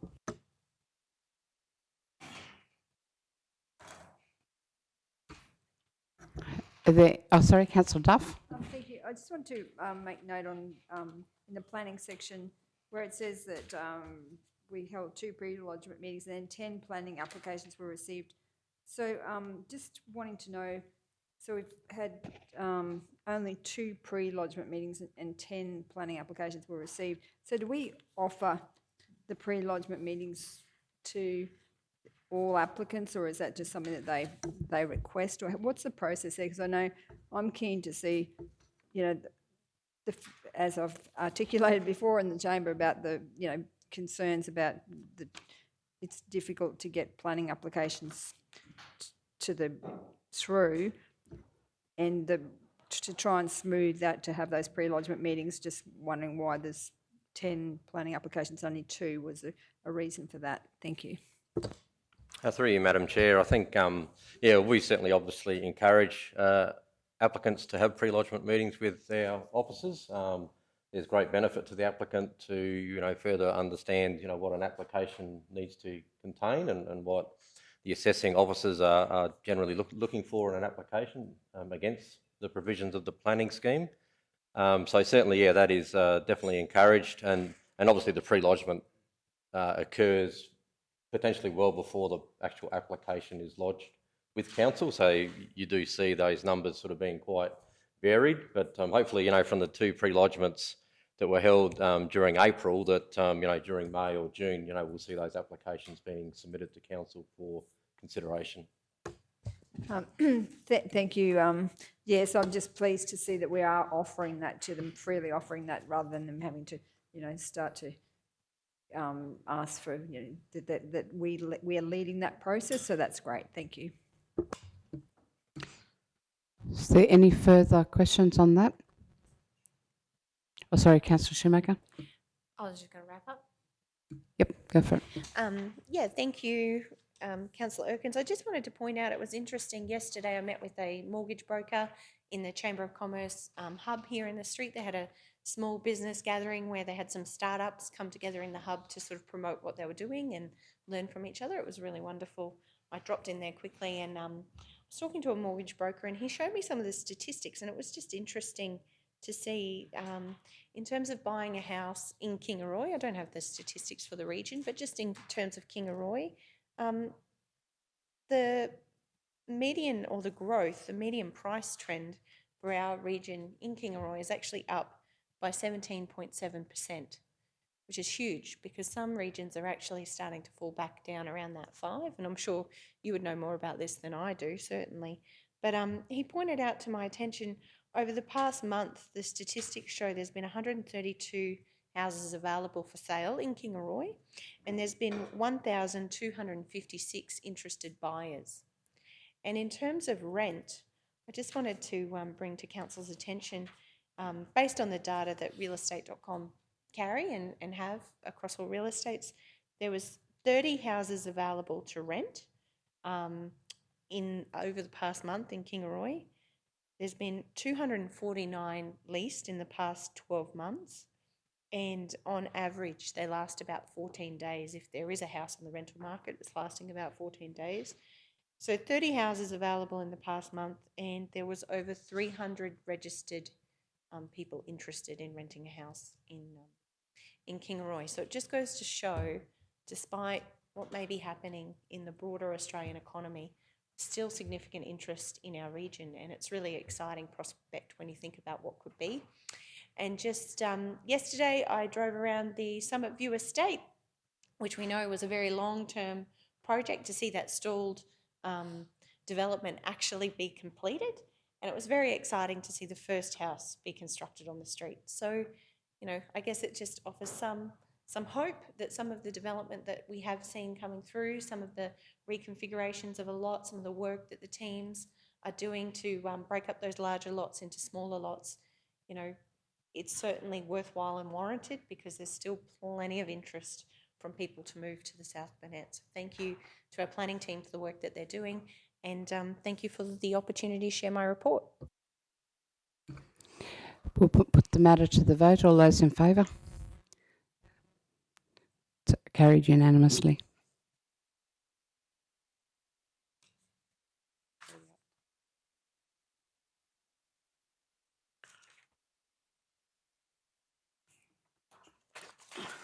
So we're on to 13.1, page 127.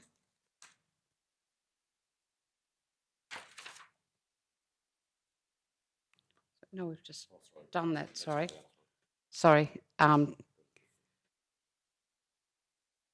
Yeah. No, 13.2, Planning and Land Management Operational Update, page 130. Sorry. So, Manager, Yeah, through you, Madam Chair. Yeah, so that's obviously our operational update. So in relation to our building, plumbing and planning team, so happy to take any questions. does anyone have any questions they'd like to ask? So can we have someone to move that the report be received? Thank you, Councillor Shoemaker. Seconded. Councillor Potter. There's no questions. All those in favour? Carried unanimously. So 13.3, transmission line relocation, Meandu Mine. The Manager, Environmental Planning for a report. Yeah, through you, Madam Chair. Yeah, so this is an information report just on the proposed relocation of a 4.6 kilometre section of the existing Toorong to Middle Ridge high voltage transmission line. So this is as a result of an expansion to the surface rights area at the Meandu Mine, King 2 East, which is encroaching into the Yarraman State Forest. And as a result of that expansion, this section of the transmission lines need to be relocated. So the environmental assessment report has now been completed. It is out for public comment and submissions, and with submissions closing on the 29th of May. So we have drafted a response to the environmental assessment report, which covers off on a whole range of issues that was in that document, and we're currently reviewing that internally and then making sure that it gets to the Deputy Premier by the 29th of May. Happy to take any questions. Is there any questions from anybody?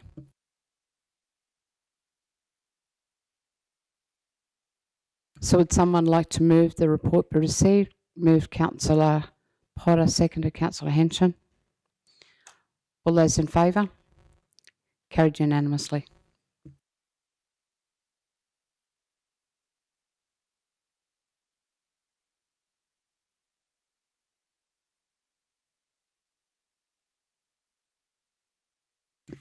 So we've already dealt with 13.4 earlier. So we're now on to 14.1, list of correspondent pending completion of assessment report.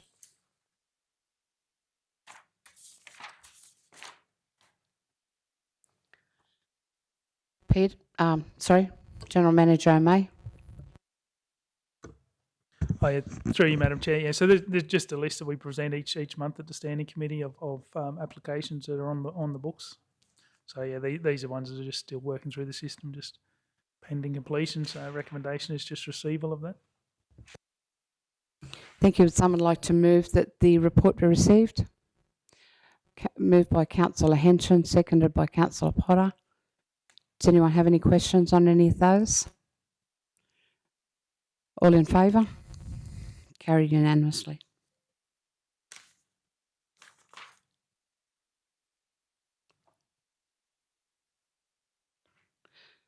So the next is the delegated authority reports.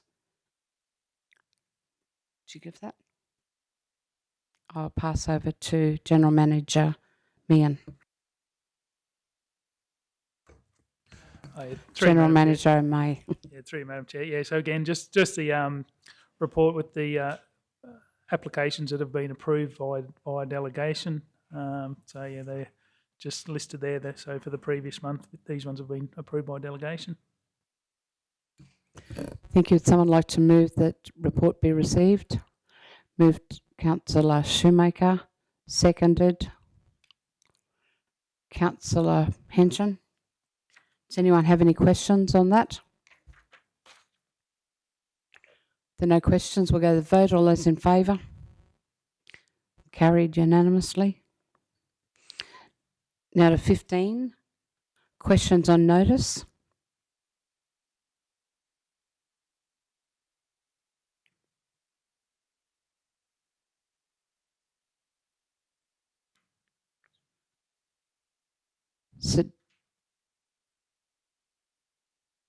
So we get the recommendation for the first one, 15.1, that the response to the question regarding request for information raised by Councillor Shoemaker be received and noted. Somebody like to move that? Councillor Shoemaker, someone like to second? Councillor Duff, happy with that answer?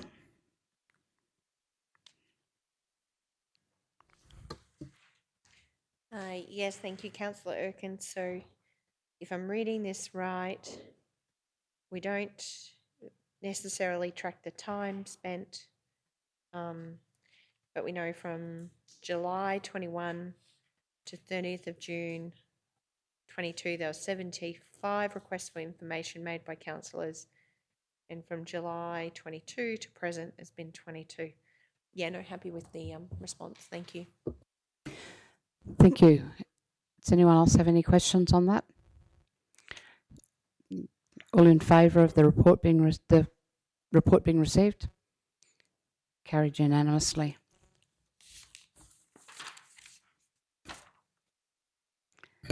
The following question on notice, the recommendation that this is 15.2 on legal advice. The recommendation, the response to the question regarding legal advice raised by Councillor Shoemaker be received and noticed. Someone move that. Councillor Shoemaker, seconded Councillor Potter.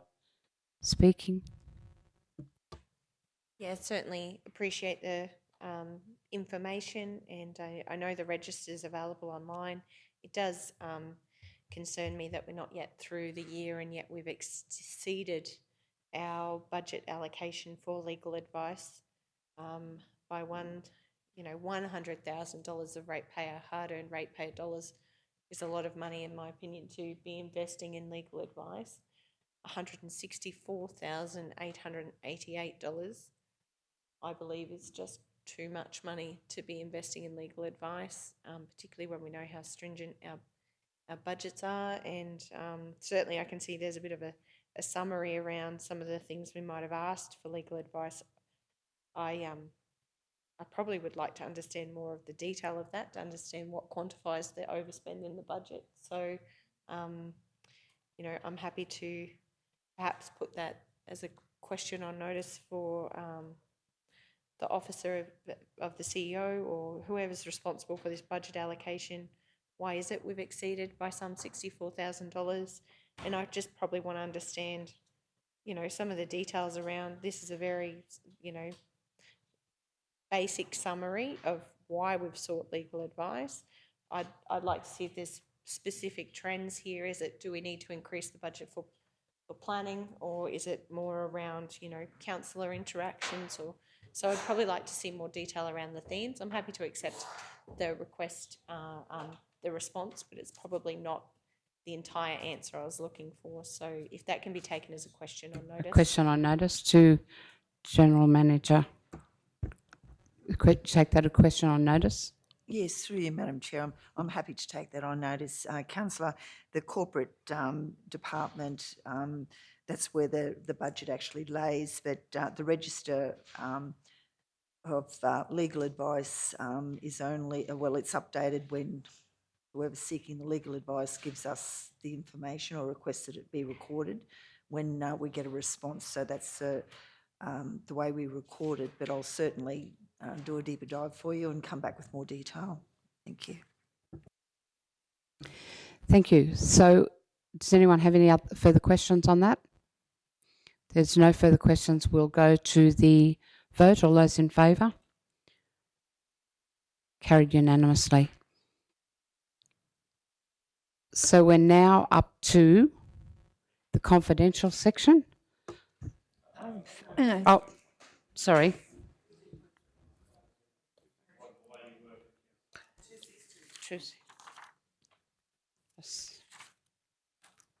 Close that request. The following question on notice was received by Councillor Kathy Duff. What is the process for the closure of request? The response there. Councillor Duff. Thank you. Yes, I'm keen to get the feedback on that when we have our meeting report being brought back to the June Standing Committee.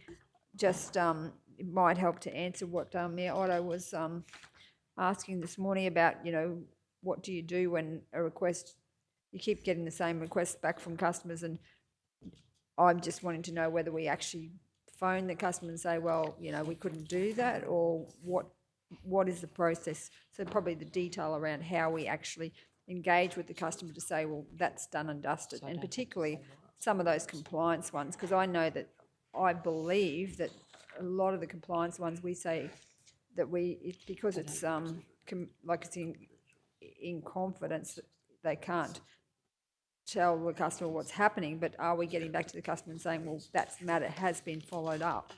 That's the kind of information I'm hoping to see in that report. Thank you. Okay. Sorry. Thank you, Councillor Duff. So would someone like to move that the report, the request? Councillor Duff seconded. Councillor Potter. All those in favour? Carried. So next we have a procedural motion.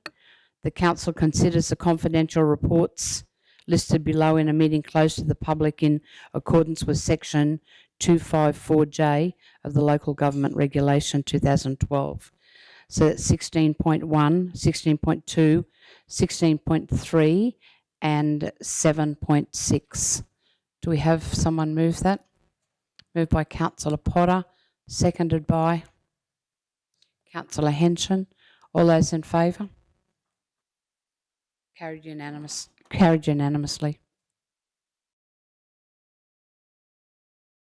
So we have a motion to Councillor Henson move we go out of confidential, seconded by Councillor Duff.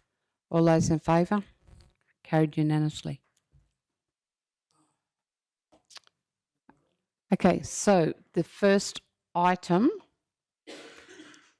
is 16.1, officer's recommendation that the committee recommend to council that the South Bennett Regional Council resolves that the exception in local government regulation 2012 section 236 1C3 applies to council for a varied lease to be offered to the Commonwealth Bank of Australia for the lease of the shop space part A and B of lot 1 on CP M55124 62-64 Lamb Street, and the South Bennett Regional Council delegates to the Chief Executive Officer power to negotiate, finalise and execute the lease between Council and the Commonwealth Bank of Australia on terms and conditions the Chief Executive Officer reasonably considers as satisfactory to Council. Can we have someone to move that motion?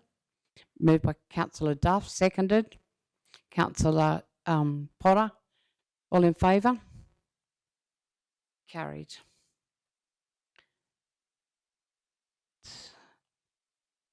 The next is 16.2, animal management. The officer's recommendation is the report be received for information.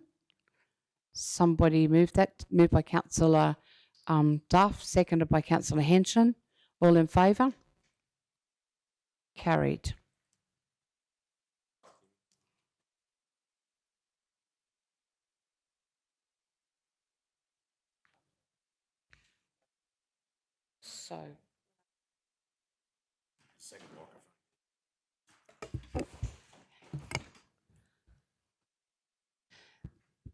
So, the officer's recommendation on this is that the information report be noted for council's information and a further report be brought back to the June Liveability, Governance and Finance Standing Committee meeting. Can I have a mover for that motion? Moved by Councillor Duff, seconded by Councillor Potter. All in favour? Carried unanimously. The notice of motion on a dump point for Wandai Showgrounds. The motion is, Councillor Duff, are you going to move that motion? Yes, thank you. The motion that the council, that the committee recommends to council that council supports an application by the Wandai Showground Management Committee to install a dump point for the showground subject to council's water and wastewater approvals, and that the Wandai Showground Management Committee be responsible for the installation and ongoing operational and maintenance costs associated with the dump point. Can I have someone to second that motion? Seconded by Councillor Henson. All in favour? It's carried unanimously. So, someone do we move to close it? No, I'll close the meeting at 4 o'clock. Who had money on that?